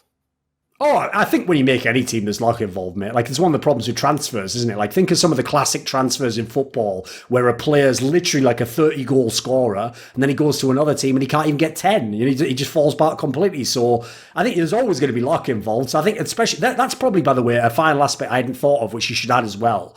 Most times you make a super team, because the definition of super team is it is a bunch of players who are very good elsewhere, odds are you aren't starting with a core anyway, right? You're not adding like 2 players to a core of 3 that was already successful. So the other factor I think that fucks super teams is you're putting an entirely brand new roster together with nothing carried over from the past. Well, I think if you look at most of the best teams in history in League of Legends, it's cores of like 3 or 4 players who just add 1 player and add 1 player and keep going throughout history and adapt. Like, once you've got, basically it's kind of in line with what I said, building a team. I'd always choose the proven factor over the big gamble. And so why would you want 5 gambles in this sense, you know? Oh, yeah, true. True. I like that last distillation of it. Because think about it, right? And that actually even adds to the G2 one. They didn't really make a super team this season, Veteran. They had 3 of these players last year. Yeah, so what they did is they played all of last year, admittedly Perks changed role, it's true, but they saw all of last year what Wonder, what Jankos do when they are in teams where in theory they could have all the resources, play over. And now at least you can estimate what it might be like to add in a perks, Mickey X, etc. Whereas, like, I think if you actually started from absolute scratch, I think that team would take way longer to spiral up. They also, to be fair as well, had a factor that very few super teams ever had, which is that the last player you add to a super team is the de facto best player in the entire region. Like, that's luck right there. Like Veteran, it's not very often you're making a super team, you convince the best player in the entire region who's currently on the champion to come and join the super team. Like, you normally build the super team to beat that guy. Sure, yeah. It's not like Faker went and joined KT, you know. He's still chilled on his teams, you know. He's not gonna join. So unique, and I think, okay, yeah, you know what? If they had luck anywhere, it's that they had perks, and that perks turned out to be such like a flashpoint for EU culture, for like EU high elo culture, that like he can just take whoever the fuck he wants at this point, and they will always say yeah. So yeah, cheers, mate. Cheers, mate. Bye. And by the way, everyone's probably going to think this is hilarious when I say this, but in a minute I'll explain why actually it's not in any context. But I actually do think that Rich is one of the people who doesn't know how bad he comes off when he tweets. And now what's the reason why that sounds funny, right? Is everyone... No, but here's the thing. Everyone's going to go, haha, Thorin, that's Rich. You saying that. You know how fake that entire gaslit premise is. So the premise goes like this, Veteran. My tweets are old as shit and no one's interested in reading them. That's why I have 227,000 followers. And even though I spam tweets all day long, sometimes I live tweet a match in a game League of Legends fans, for example, don't follow. None of them unfollow. Why do you think that is? It's almost like everyone was just lying. It's because I'm like the Sun, mate. Everyone says it's shit. And of course, it's trash tier journalism. Daily Mail, who would read that? And then, of course, these are like, you look at the circulation numbers, they're fucking huge. Like, these are the most read newspapers. What people do is it's the guilty pleasure, isn't it? They do read it. Of course they do. Of course they're interested. They just say afterwards, of course I'm not interested in that. For the Daily Mail one, I'll say that probably those are like two different groups. But when it comes to you, and especially when it comes to stuff like Twitter, I'm very sure that there are plenty of people who don't like you, who follow you just to not like you, you know? Like, for example, like the really obvious one, everyone who thinks that President Trump is like really dumb and stuff like this, obviously all follow him as well. So they can immediately spam how much they hate him on his tweets and stuff. Like, you get so much of that, and I'm very sure that like most of your haters on Twitter are very much like that. I'm not sure that translates like the Daily Mail. I think that there's just like two different groups. But for Twitter, no, I'm just giving an example where people always claim that like I would never read that, but they do in a way. You know, they clearly do consume it. What is your premise? Because you don't actually have, unlike the other people, you don't have a submitted one. So the premise was something about, was it the one about LEC production you want to talk about, Rich? Yeah, so I've actually talked a little bit to Veteran about this before, and I agree with his summation, which is essentially that the Riot production is like kids' TV. And I completely agree with that. And I need to preface what I'm... Give us the premise of what that means, though, because remember, we have got a lot of people from like I mean, half the call has been from Poland, mate. I don't kids TV's identical over there. So what either you can do it since it was your premise, Veteran. What way is it like kids TV? That Riot's production is essentially kids TV. It's more accurate to say it's family TV. You know, like they want to be the kind of thing that parents are comfortable sitting with their kids and letting them watch on the TV. Because now you can actually put like Twitch on TV and stuff like this, and then they'll get like insurance companies and stuff in who prefer to go for like family oriented stuff because then they'll sell to the parents, you know. That's why you have like the sponsor that they have in North America, and there'll always be like car insurance or something. So but if they go for like, and those are like the big money, you know, like we can sell cars to families, but we can't sell cars to just like edgy 18-year-olds and stuff like that, you know, like you can't really do that. So going for the family market and thus having to appeal to kids is like the better way for Riot to go. So I understand why Riot's stuff is so sanitized and so blatantly kid oriented. I just mute it because I don't like it as well, but I just mute it. But they're going to get much better sponsors going the way that they have than going the way that people like us would probably prefer that they go. We are that kind of like angle that people have to come to us for like the edge. You know? They're not going to get on. I 100% agree with your starting point, which is it's kids TV, it's family orientated. It's clearly very deliberately safe to appeal to as wide and big as sponsors as possible. But what I don't understand, I mean, particularly an old adage which Riot in like its formative years always used to push, and in esports in general, I guess, is this idea that oh, we need to get esports to the mainstream. We're like pushing it to the mainstream, whatever. And what Riot do isn't actually, from a production standpoint, representative of anything that I'd take like something you're familiar with, Thorin, like TNT, which obviously covers basketball for anyone who doesn't know in the States. I would say that has similarities with how some of the desks in CSGO operate, for example. Absolutely. I mean, that's one of the things that inspired us, I can tell you, yeah. Yeah. And you can have a bit more spice, you can have a bit of like sort of adult humor in some senses. Exactly. And I think even if you were told you have to keep this PG or whatever, you could still do it. We basically did when we did Ely. It was a similar concept. They told you are on television, don't swear, don't say certain things. But obviously within that, you can still be a bit saucy, you know? You of course. Say a player's bad or whatever, which is considered shocking, believe it or not. Yeah, I mean, and that's what I don't understand, because obviously, like, as Veteran says, and I think as a lot of people, even people who are as interested to the extent that they'd watch a program like this, probably just mute Riot in between games. And I'm prefacing everything I'm saying with the context that I have, which is it will now be slightly outdated. I have the literal demographics. I'm no longer under NDA to say this. I know specifically what the demographics are that watch LEC, and they're not kids.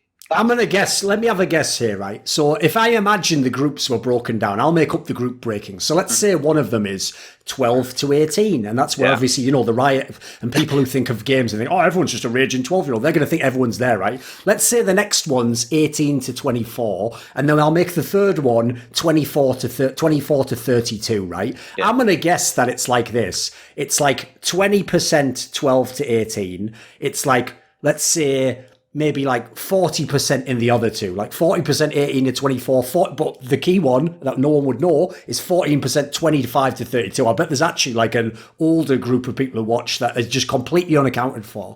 Yeah, so it's actually the biggest group, and they break it down slightly different than those brackets, but basically the biggest group is 20 to 30. That is the biggest group by far, and that's quite a big bracket, but that's the biggest. Yeah, well, but the thing is, the reason why I can kind of narrow that down, maybe even a little bit more, is their viewership retention over the years is incredibly high. So people who are watching in season 1, a huge proportion of those people who, let's just aggregate it out and guess, like best guess, I don't know, 15, let's say 15, being generous, 15-year-olds were the oldest or were the main age group. If those 70% of those people are still watching now, they're in their 20s, they're 22. Yeah, it'd be 25 or something, yeah. Yeah, if they were in the beginning. So this idea that you would have all this information at your disposal, and by the way, they're doing something very similar and even more abhorrent, in my opinion, in LCS with this whole, like, marriage with anime, which is just, if you want new viewers and people switch it on and OllieJ May's running around to some anime, like, good luck getting new viewers. But I just don't understand it. Like, if you're wanting to be safe and appeal to sponsors, okay, great, I get that. That makes sense. But you can do that. You can be PG, TNT. You can do whatever you want, have the same effect, and also build your viewership. Riot's viewership's actually slightly gone up this year, but I don't think it has anything to do with what I believe to be just horrendous, super cringy sort of filler content that they put in between the games.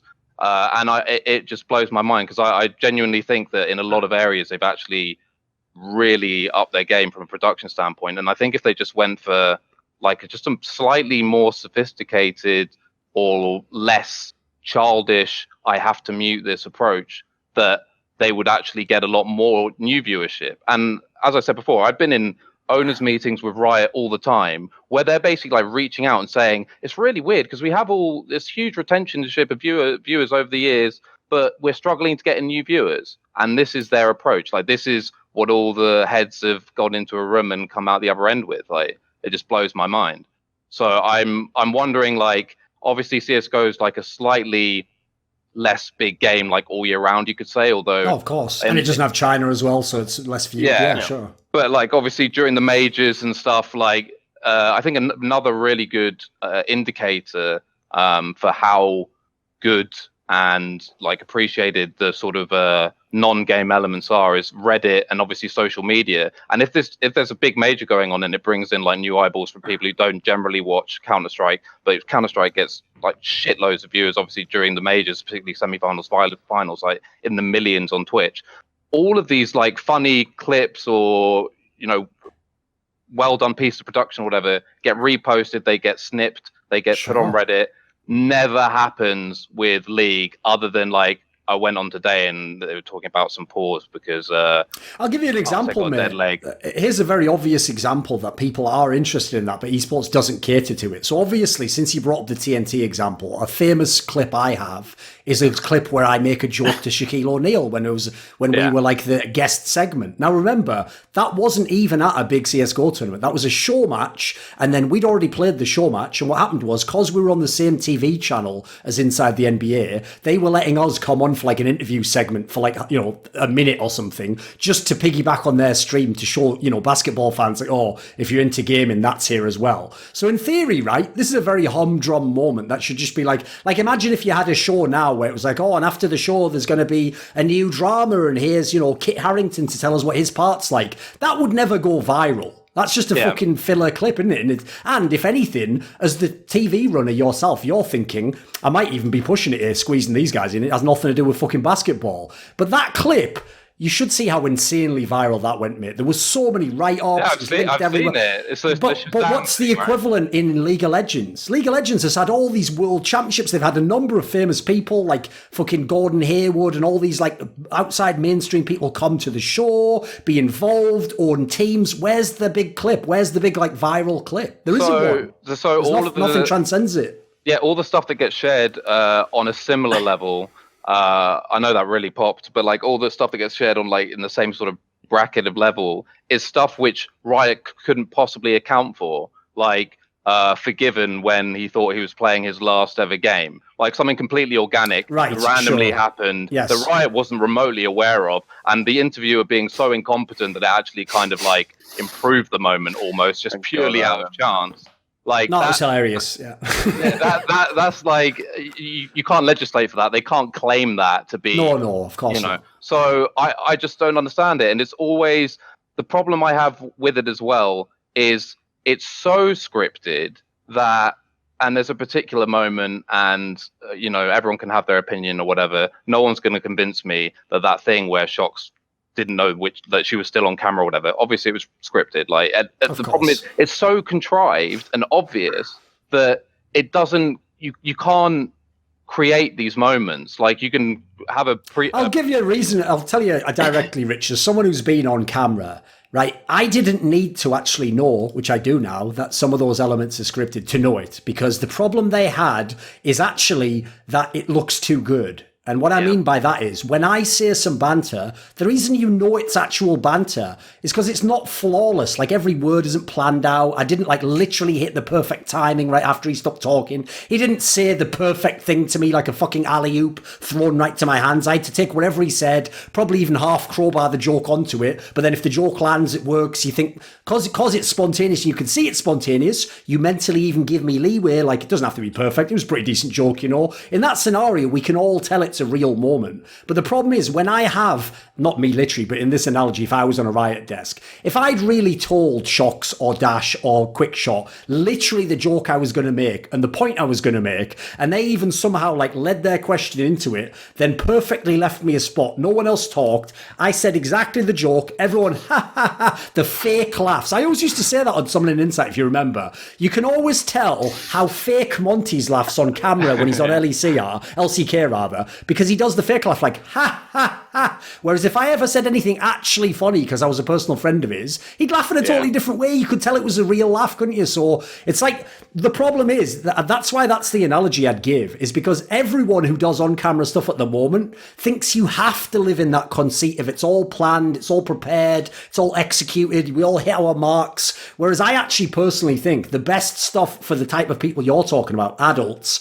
comes more out of you just put an interesting bunch of people together and you let them have some fun, or you let them get into a topic, or you let things get a bit heated, but within reason, like you say, you don't let it go as crazy as a podcast, obviously. Like, we're never going to start literally calling people shit on the air, but you can say as much, you can have the same vibe with more tame language, can't you?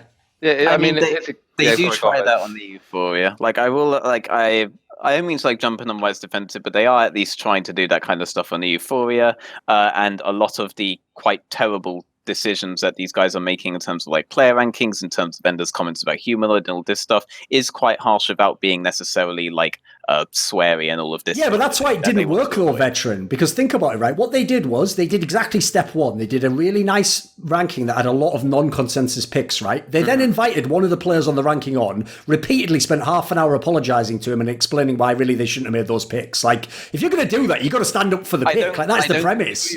I don't disagree with that. The second point that I want to make is, so the first point is that whereas they are sanitizing, it's not like they're not trying to do any sort of these kinds of negative things. But the second thing is, does that kind of stuff you're talking about actually sell better when it comes to the kind of sponsors that they're trying to get? Because the kind of thing that Richard is suggesting is that he would want to focus on and expand that specific, like, not really 20 to 30, but 20 to 25 range. Is he actually going to be able to expand that by the amounts that you would get, which kind of Thorin alluded to, on the other side, on the 25 to 30 or the 30 plus range, plus the 12 to 18 range that you will lose in the offset? I don't actually think you're going to expand it by that much, and I do know that you will lose those, because the 25 to 30 and 30 plus and the 12 to 18 are actually parents and their kids, the parents who can still follow League of Legends because they've watched esports since they were a 12 to 18 year old, and they can introduce their kids to it right now. They won't be comfortable introducing their kids to it. I've got a revolutionary concept for you. Are you ready? Okay, go for it. It's going to blow your mind. Like, you know what the problem a TV channel has when they put something on? Yeah. They only have one channel, don't they? You know the good thing about Twitch? Yeah. You can have unlimited channels, mate. So why don't you have one channel, that's the main one, that's all the safe sponsors, and it's sponsored by, Secure Card and fucking, Right Insurance and, and all that sort of shit. And then you have another one that's like the dark stream. And this is the one where things are more fun. It's like the UFC, you bill it like definitely, that. Two reasons why, because then you're doing the exact same thing that I'm convinced you would do if you were to just like focus on one area, which is that you split the viewership. So the potential viewers that they are going to get from going on the sanitized channel is way less than the other ones would have got, so you'll still lose those sponsors anyway, and you won't gain anybody. But that proves the point. I think you double the sponsors personally. Yeah, I think that proves the point, though, doesn't it? I mean, in my opinion, what I would guess would happen, obviously you have to have the right broadcast talent to achieve it, but I think essentially what would happen is if you had this dark channel or whatever, that would just ultimately become more popular than the original channel. No, I don't think either of them would become as popular as the current version would be. If you split the channels like this, there's no way it becomes more collectively popular. They would. And if it does become more popular, and if it, collectively they would. But so I'm not sure if Thorin knows this, but Riot, for example, wanted to split the streams based on national leagues when it came to LEC. And the reason that failed is because all the football teams said, fuck off, you're splitting the viewership and you can't tell me what the viewership is going to be like. Splitting the viewership is not going to work because they know that you're going to lose potential sponsorship if you do this. Veteran, always avoid trying to split the viewership. Yeah, I agree with that as a general concept. Sorry to cut you off. I just want to give you a hypothetical which would never happen because obviously Thorin. Can I finish my point? Yeah, go for it. Because sure. this is going to, because that's going to detract from the point I'm trying to make it. Because the point I'm trying to make here is that, so say that the other viewership then potentially does go above the sanitized viewership. First, I don't think it would go above the combined viewership, but also you can no longer get the insurance company, the car sponsorship, all of these guys that do pay more than Carling would pay, for example. And also if you do get Carling doing it, rather than the insurance companies, rather than the banks, rather than the car companies, you are now stuck having to do this. You can basically never go back there. So I really don't think they should actually risk it from a business standpoint. If I had the current stream as it was, I would never risk it, even though I don't like it. And if this kind of edgy stuff was really half as popular as we really thought it was, then Thorin would be fucking rich by now. Not middle to upper class rich, he'd be fucking loaded right now because he's literally the only person doing it and has a complete monopoly over it. Nobody will do shows without Thorin being able to do it. He has a monopoly on it outside of people who just want unsanitized content, and he isn't like a fucking multi-billionaire right now. Like the market for this specific thing, there's no way it ever grows above what you would do if you did a sanitized version of the whole thing. Well, first of all, I know exactly how much money Riot gets from sponsors on their own league, and it's pathetic compared to what you would think. So it's not the big buy. Like, it's not the Coca-Cola $20 million buy, Veteran. Like, that isn't what they're getting when they get those sponsors. It's systematic of a problem in the space now, which is just like when you compare it to TV advertising, even in 2019, viewer for viewer, esports is incredibly undervalued from a marketing perspective. Sure. So I think Riot, even now on their super squeaky clean broadcast, they're not getting anything like the numbers that I guarantee if you surveyed people, those people would believe they get. Secondly, I don't disagree with that. Let me give you this hypothetical. Imagine you had this second channel, which none of these people would agree to do, but let's say it had Thorin, Richard Lewis, Monty. They'd all brushed up like fuck on League of Legends. They're all on top of their shit. This is like the alternate universe, where a few years back they brought us in at the right time. Yeah, so they're all clued up to shit, and they're as edgy as your sharpest kitchen knife. And this is going on in the background. I would be amazed if, I don't know, let's say a season in, that wasn't pulling more viewership than the squeaky clean channel. I would honestly be amazed. And to take your second point about they wouldn't get the sponsorships that they can currently get, with MasterCard and what have you. 2 points. One, this isn't them running around shouting the N-word. They're not just doing a Sadakist every night. So it's not going to like massively, be super. It's not as risky as people think. Basically, it's not like a podcast, like I say. It's using the equivalency of the TNT NBA. Those guys get massive sponsors. I think they have Doritos and they Kia, have all sorts of shit. Yeah, like they're not inhibited whatsoever. And secondly, if MasterCard and these other companies are willing to stand by Riot while they're being sued through their asses for sexual harassment lawsuits and other massive scale lawsuits that are coming their way,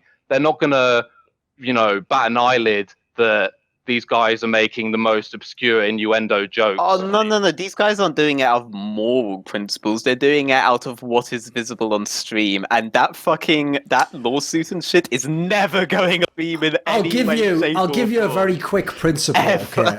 Right, Veteran, one of the reasons why I was really puzzled, by the way, you made it like an absolute thing about like stream viewership and and the size of the company that would do the sponsorship, is because the whole reason, actually, that big companies who know very little about esports are interested is because the demographic of the 18 to 24-year-old single, like, Western democracy male is, like, the most disposable income that isn't tapped into in all of society. So you would actually need way less people to spend the money on the products, etc., if you can tap into them. Because the amount that they can spend, that's the dumb part about the selling to the kids. It's because here's the flaw with that logic. It's because I'll go the other way. If the sanitized version worked, Veteran, then League would already be massive. It would have 1 million concurrents every single day on LCS. It doesn't. It has nothing close to that. Why is that? Because first of all, if they really do get a bunch of people and they bill it to be for a 12 to 18-year-old kid, he has fuck all spending power. Secondly, as you're correctly, Rich, pointed out, the current set of ads obviously aren't billed to the 12-year-old kid. They're billed to his dad.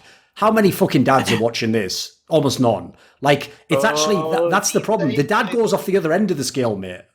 I mean, these days, in terms of the dads thing, like, I can understand why, like, you would say that, but I really think you'd be surprised these days. Like, there are plenty of people that I, like, grew up with esports with. Most of them have kids right now. I'm kind of, like, the exception to the rule in terms of, like, I think it's different. Oh, well, here's the thing, though. It's different if they were in esports, so I mean, like, a real dad. Like, if they think that, like, a guy who doesn't know esports is going to sit down and go... Like, real dad doesn't really exist anymore. Like, the currently real dads actually are kind of into all of this stuff. Like, we're so far in the future from where we were like 12 years ago, that like you can absolutely, and the problem is that if they do have kids, and this is probably where Riot is thinking, this is where I would think, if they do have kids and they can afford to have kids, they can afford to spend money, because the idea of the 18 to 24 being like the largest disposable income, I don't necessarily disagree with that, but that is shrinking massively. That's like a huge topic of debate right now, is the fact that the 18 to 24 market is shrinking as big as it is,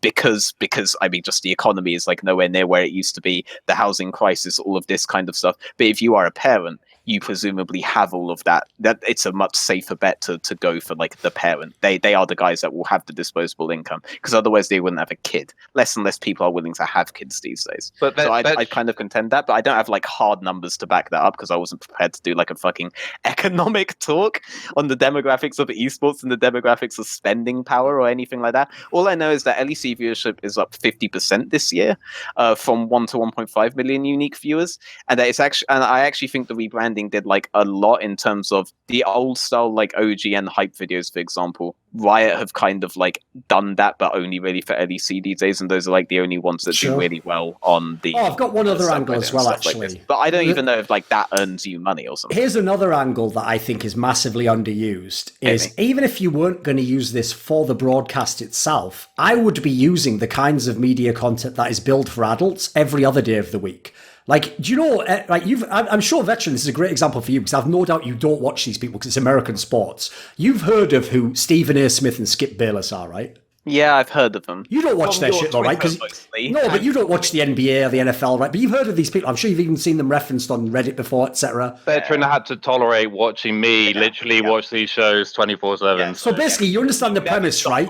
It's basically people who, in exactly the way like you would actually on a podcast, just discuss like the last games that happened, the transfer that might come up, right? It's basically like mainstream media's version of podcast content.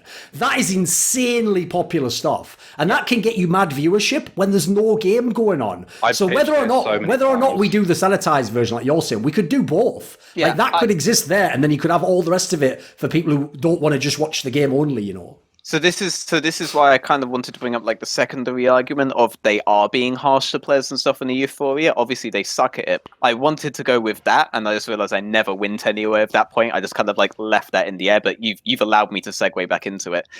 My point there is that they could very easily put you, Thorin, or Richard Lewis, or me, or any of these people like on these shows. They could even bring Monty back. The reason that they don't put you guys there is not because they think that you can't work with the brand that they have. It's that they are fully aware that everyone I just mentioned is very willing to like flame Riot and Riot's practices, and they don't ever want to risk that. That's the reason why you guys aren't on the shows. I don't think you guys being on the shows would desanitize it necessarily. They would ask you not to swear, and they would actually kind of love a lot of you. At least in the LEC, I can't speak for NA because honestly, every time I turn on NA, that is a kids show through and through. Like I wouldn't call that family show to save my life.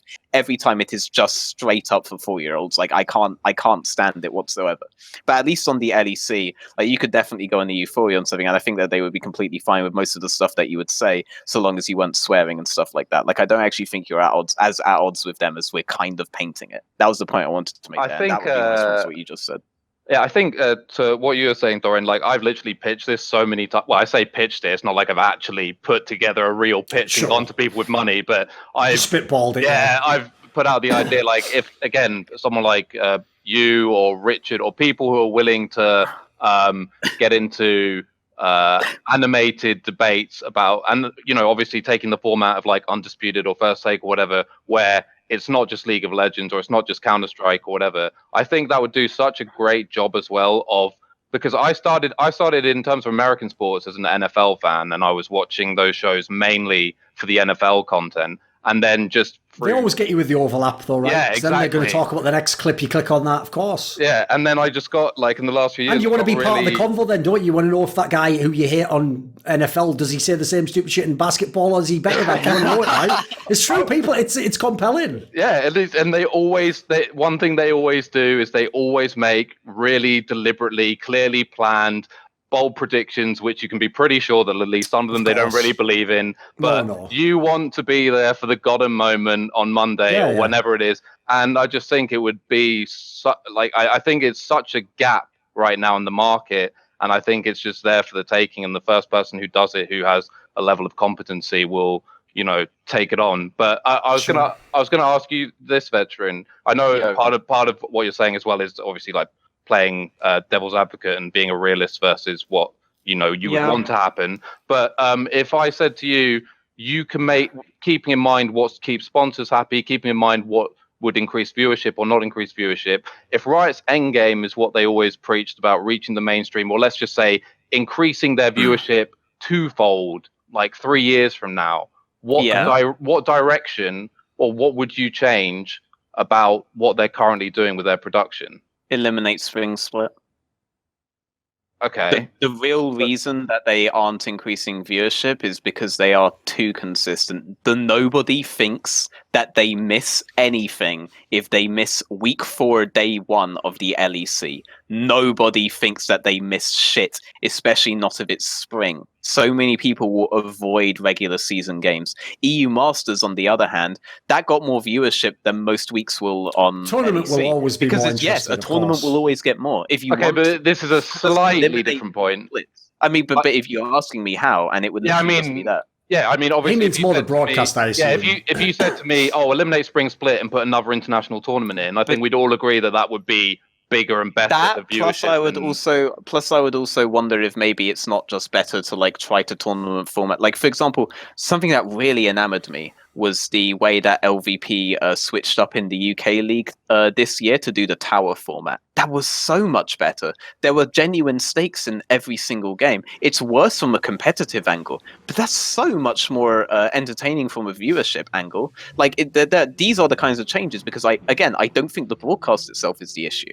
I think the only issue with the broadcast is that the reason why they'll always reject you, Richard, is because the moment you say all of these things, they know the only people that they could bring on to do this kind of shit is basically like the foreign lot. And they've basically the people they've crafted their entire brand to never work with over the last 10 years and have pissed off. They've gone as far as they can with that by being able to get like Fosker in and like Dracos and like people like this from the old Paravine group that kind of had like a thing with foreign for a while. Like they've gone basically as far as they can go with that without thinking, oh, is this guy just going to start flaming us? Is this guy going to start making jokes about the sexual harassment lawsuit?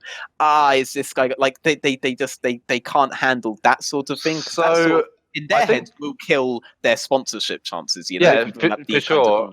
But I think I agree with that, and I also disagree. I agree 100% that they would never obviously ring up Duncan and be like, hey, how's it going, buddy? But at the same time, I think let's pretend that he had nothing against Riot philosophically.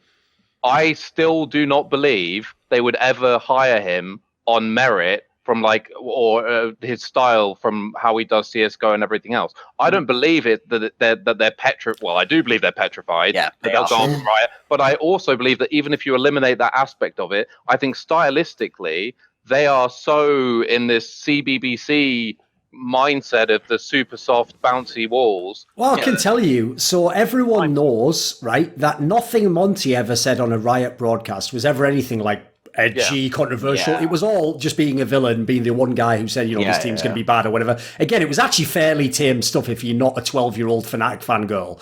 But in this world, right, in our world, it's pretty tame. So the mad thing people wouldn't know is people often praise that, right? They say, but it's good how Riot still brought Monty in and allowed him. No, he had to battle behind the scenes, tooth and fucking nail, to get that kind of tame shit out. And if it wasn't for the fact he was already established way above the level that Riot would be able to bring you in at now, he already was a known quantity, cast one of the biggest leagues in the world, had his own personality outside of Riot broadcasts. Like, he basically already had maximum leverage, and even he could only just get that stuff under the line. So I actually agree. I don't think they would hire anyone like that. I think it's not even in their mind. But my bigger point between success. Can I just go on this first? Because I just really want to reiterate so that like there's no confusion about what like my point is here. Like my specific point here is that the real problem with League of Legends and with trying to acquire millions of viewership is not that Monty and Thorin aren't there making the desk as entertaining as possible. It's that, and I'm sorry everybody, but this is really true, the game itself is fucking boring. Go watch Counter-Strike. That is entertaining because every round has stakes, and there is a format that is going around now that adds stakes back to every game and keeps people engaged, and that's the tower format. So if the question then becomes for me is changing formats to something that adds stakes every week, that keeps people really engaged in the game itself, or trying to make the desk a bit more entertaining, going to bring in more viewership. And for me, it's always going to be the format change. Like that's I'd personally do both. You can do both, but if it's one or the other, my priority is the format change, because the problem is that League is just not as entertaining as CS:GO. Not because of the casters. Like, there are some, no offense, Thorin, there are some dog shit casters in CS:GO the few times I've watched it, where I'm thinking, have you ever played an FPS game in your entire life? But I will still watch, because the game itself is so entertaining to watch, man. There are stakes every time. It's so much easier to get invested. We also have lots of tournament formats as well. Yeah. That definitely helps as well. But who gets in? But it's the round-to-round format that really makes it, because there's engagement on every round. Everything like actually matters. There's no. I do feel like I miss something if I tab away something important. I don't get that. Who the fuck thought they missed anything if they missed Shulker? Well, I'll also say this. No one thought that. And anyone who's ever been someone who goes on shows and has to review like 20 VODs and doesn't want to watch every single one knows this, is the amount of filler in a game of League of Legends is utterly insane. Yes. Whereas, and I even think there's even a fundamental flaw which you can't fix because it's inherent to the game, but the worst thing about League of Legends is actually it's revealed when people nitpick pro players. Yeah. Like, if I show you now the best ever Caps Akali triple kill, what would be the first thing a Redditor will say? It's a very famous complaint. He was already fed, he was 8 kills up, he had 3 items. Right, in Counter-Strike, if we're both on a round or we both have guns, it doesn't matter if I'm leading 13-2. If we both have guns, we're equal again. So if I now do an insane round, it blows your mind. The problem is, even when I see Faker, who's in like 30 minutes into a game he's about to end in 1 minute, when I see him get 3 LeBlanc kills, it's like, game was over, to be fair. Like, they couldn't do anything against that. Like, that's just unfortunately an inherent problem to the game. That's why, though, to loop it back, I personally feel like it's both veteran. I think you've got to, first of all, you're right, you need an even better format in League than you do in CS, because the game itself can't provide as much. But I think that's why you also need more of the out of game shit. You have to make more out of what you do have to work with. I think that like adding you to the cast will improve it. Like, I just don't. We're just using me as an example, by the way, as well, guys. I'm not like the fucking savior in League of Legends. Okay, but just someone who would play my kind of role. Adding me to the LEC cast is the best possible thing that could happen to the. But like, that is not going to immediately like double their viewership. Sure. If you've told me you have to do one thing, double the fucking viewership. How do you do it? I'd be introducing the tower format. Just fucking use it. I will actually watch every game if you do the tower format, and so will everyone else. You'll stop seeing these phenomenal drop-offs in viewership when Fnatic isn't on the screen. You know, it will actually be worth it. Like, just do it. That is what's going to do it. Adding me to the broadcast will not. Adding Richard Lewis to the broadcast will not. Thorin, I love you, but that is not going to do it. Tower format is the one that will do it out of all of the options that I have. So yeah, I've just all in on that specific format now, but you get the idea. Okay. I'm just going to say, just as a quick aside, just to wave my dick in everyone's face, I could, on my own YouTube channel, here's something people don't know, except, in fact, even with Listen Local, I have actually, except for when I did Summoning Insight, I have never actually created a podcast with the goal of getting the most hits. Like, you think I couldn't have made a podcast 3 years ago that was like, Loco Doco, LS, and if you'd have been around you, and you think that podcast wouldn't pop off every week if you had that kind of course it would. So I'm not joking. I could put 500,000 YouTube views up on the board just on my own channel. So if I actually had Riot's resources and their fucking talent and cast, you could make millions of views on that, mate. Like, as I say, maybe it would be additional content, maybe it'd be side content, maybe it wouldn't be the main broadcast. I haven't actually been much of a main broadcast person myself generally. CS is more like it's a niche, endemic audience. You're not going for the mainstream. So I will say, I don't know on that one. Anyway, Rich, to close out this topic, because we can't make the show last like 3 hours more, give us your final thoughts on this to close it up, mate. So just in summary, I would say objectively, at least as of 9 months ago, I know exactly what the demographic is, how it's broken down. The majority is in that sort of 22 to 26 bracket or whatever. I just think what they're doing now is incredibly childish. I think even if they want to stick by being incredibly safe and PG or whatever, they can do that and not, compromise any of their potential sponsorship acquisitions. And I think that actually Veteran made a point which I didn't even think that I hadn't even really come into my thought process, but I actually think now on reflection that League of Legends is kind of doomed from a mainstream perspective. You black-pilled him. You black-pilled him at the end, Veteran. There was It's boring and it's inaccessible as well. Like, there was just a moment today in the game you were talking about where the casters were talking about the potential fight that would happen over Scuttle when neither jungler was near Scuttle, and there was this massively built up hypothetical about what if they both go to Scuttle, and it never happened. One guy took it for free, the other guy was just on the wrong side of the map. Doesn't get punished, obviously, because nothing usually happens in the first 5 minutes of the game. And I'm just sitting here now thinking, actually, who the hell are they kidding? Like, League of Legends just in its concept just is never going to be fucking mainstream. And hey, if 25-year-old man children are loving like shocks and people hiding under the desk and jumping out and start singing, then whatever, you know, as long as Mark's getting paid, I guess it's all rosy. You know what? Since this is a live show anyway, and obviously we don't have any boundaries, I'm just going to go ahead and say it, and it's going to be an unpopular opinion, but here we go. Here we go. Right, I don't personally find a lot of the banter Shox is funny because I know for a fact that basically no one is ever going to fire back at her due to who she is. So as a result, the stakes are non-existent. So when she banters someone and they just take it like, oh, yeah, I guess I did just lose a game in my career, like, and then try and play it off like, but it's okay that you burned me, Shox. Haha, this is good. Like, I don't personally find that funny. You know, call me crazy. Like, the difference is, whenever I say something, someone absolutely could just fire back over the bow. And by the way, if they land, I'll give them the win. I've done it a number of times on shows before. If they get a good joke off of me, they crack it off by me, they clap back, fair enough. But I've always thought that even that part of like the banter on their show is mad overplayed. It may as well just be a fucking canned laughter being played in afterwards. Like, ha ha ha, oh, that silly old Shox. Right, back to the episode. It's like, mate, you've already seen, she would crack like a fucking mirror the second anyone even glanced at her. Your mind. Just so of all the people to be like, I am the banter person. It's like, yeah, well, have you ever heard that thing about people in glass houses and stone? It's like, I don't know what the fuck this premise is, boys. That's true, actually. Just in closing, and to be an arsehole, I just want everyone watching to leave them with this image, which is really cringy shit, like those casters hiding under the desk and dancing, and Shox being like, oh, whoops, I'm still on camera. That shit was rehearsed. That shit happened more than once. Yeah. Exactly. So, give me a break. Half of my jokes are just dog shit I just thought up 2 seconds ago in my brain and went, yep, fire the trigger on that one. Like, I'm not reviewing it all. I've got like a team of writers and then people going, yeah, but if you were to deliver the joke, crowbar, name pun after the second segment, like, my stuff's shit because it's just shit. Like, they're actually trying at this. They're the worst. They're the guy in bronze who's try-harding reading a guide. Like, they're the worst. I'm just shit at the game. You know? Just to appease everyone, presumably memeing, I actually think Shox is pretty good at her job. I think she's just of course she is. Handcuffs of Riot. But yeah, I just want you all to know that she got creative direction after take 3 of pretending to still be on camera. Oh, the sad thing is, mate, if she actually was in CSGO, and she's only done like one event so far, if she was like a real CSGO person, we'd break about all that stuff and she'd be brilliant. She'd be way better than she is in League. Like, she could absolutely expand out a lot more. Somebody who is an adult, obviously intelligent, etc. Just, unfortunately, like, you do just live in a bubble when you're in Riot's games, I'm afraid. So, last thing you want is one little prick coming along and bursting that bubble.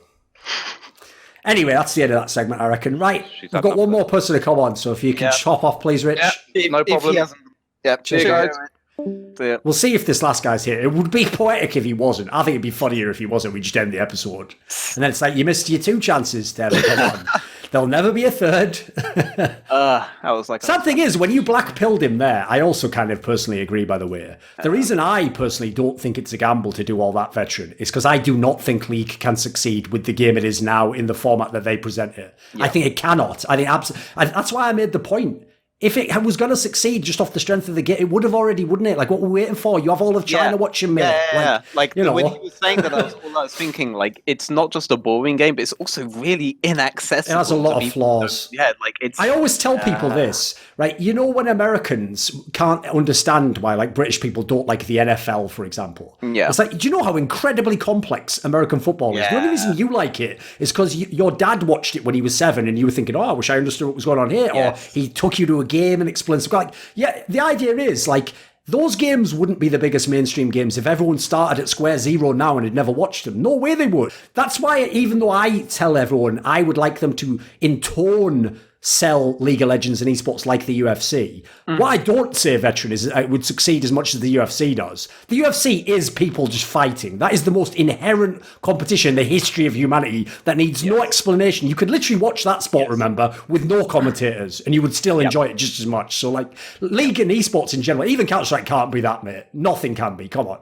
Do you want me to like explain? Because I don't know if you know what the tower format is, or I don't know, give me the premise. I've never heard of it. The tower format. So basically, every single week is essentially a mini tournament, but it's a tournament to face the team that was the tower champion the week beforehand. So it's a mixture of a gauntlet and a King of the Hill. Yes, yeah, it's a mixture of that, and then you get points based on how long you've been tower champion.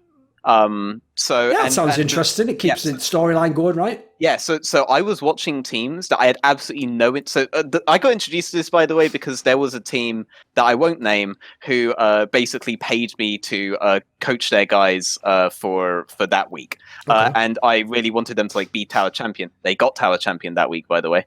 But I started watching like the games before their game from like two teams that I don't give a fuck about whatsoever, but I just want to know which one of these teams is going to face off against them. I'm not even scouting for them at this point, by the way. Like I literally just came in and VOD reviewed like their scrims and their main games. Like I just did the VOD review. I was already done, but I had to watch the other teams to know who they were going to play in the next bracket, you know, and I had to know how the other bracket was doing. I don't give a fuck about any of these orgs or any of these teams. Sure. So say that like you only really watch Fnatic games, you're still going to watch Shulker versus Excel, even if you're just coming in as like a Fnatic org fanboy from CSGO or something, you don't understand the game, just so that you know who's going to come in and face. And maybe all you know is, oh, they're actually really, the kills are really high. Sure. Like that's maybe all you know, but you're still invested. Like the investment carries. And because each game is like an elimination game, even if it's just the one game that you're going to watch for your team, it matters so much to you. And it just, I was way more invested in that than in any other National League or even in any LEC game for like a long ass time. And I kept watching UK League because of it. I just ended up being so invested in it. Because if I was a fan of one player in the whole thing, then I really had to watch all of it, to be honest. Right, anyway, well that'll have to be the end of the episode. Veteran, do you have any parting remarks? Yeah, guys, go to use u.gg and please click the referral link that's in the chat below. It's way better than OPGG and Pro Builds and all that. There you go. That's it. This video was kindly supported by Dean Tanglis, Butt Pounder 420, Andreas Snazore Westerlund, Wendelful, Chi Mao, JDubs, Alexander Rao, Blunt Smoking Anus Destroyer, Daniel Olivar, NateDOhDoubleG, OllieJ, Tobias Bernasconi, and a special thanks go out to Jerky's Minion and weixz. Would you like to suggest a topic or a guest for my content? Maybe you'd like to ask me a question in my monthly AMA. Do you want teasers for my upcoming content? See who the guests are. Maybe you'd like to take part in a donator discussion with me on video. Well, put your money where your mouth is and join the Scrilluminati today at link in the description box below.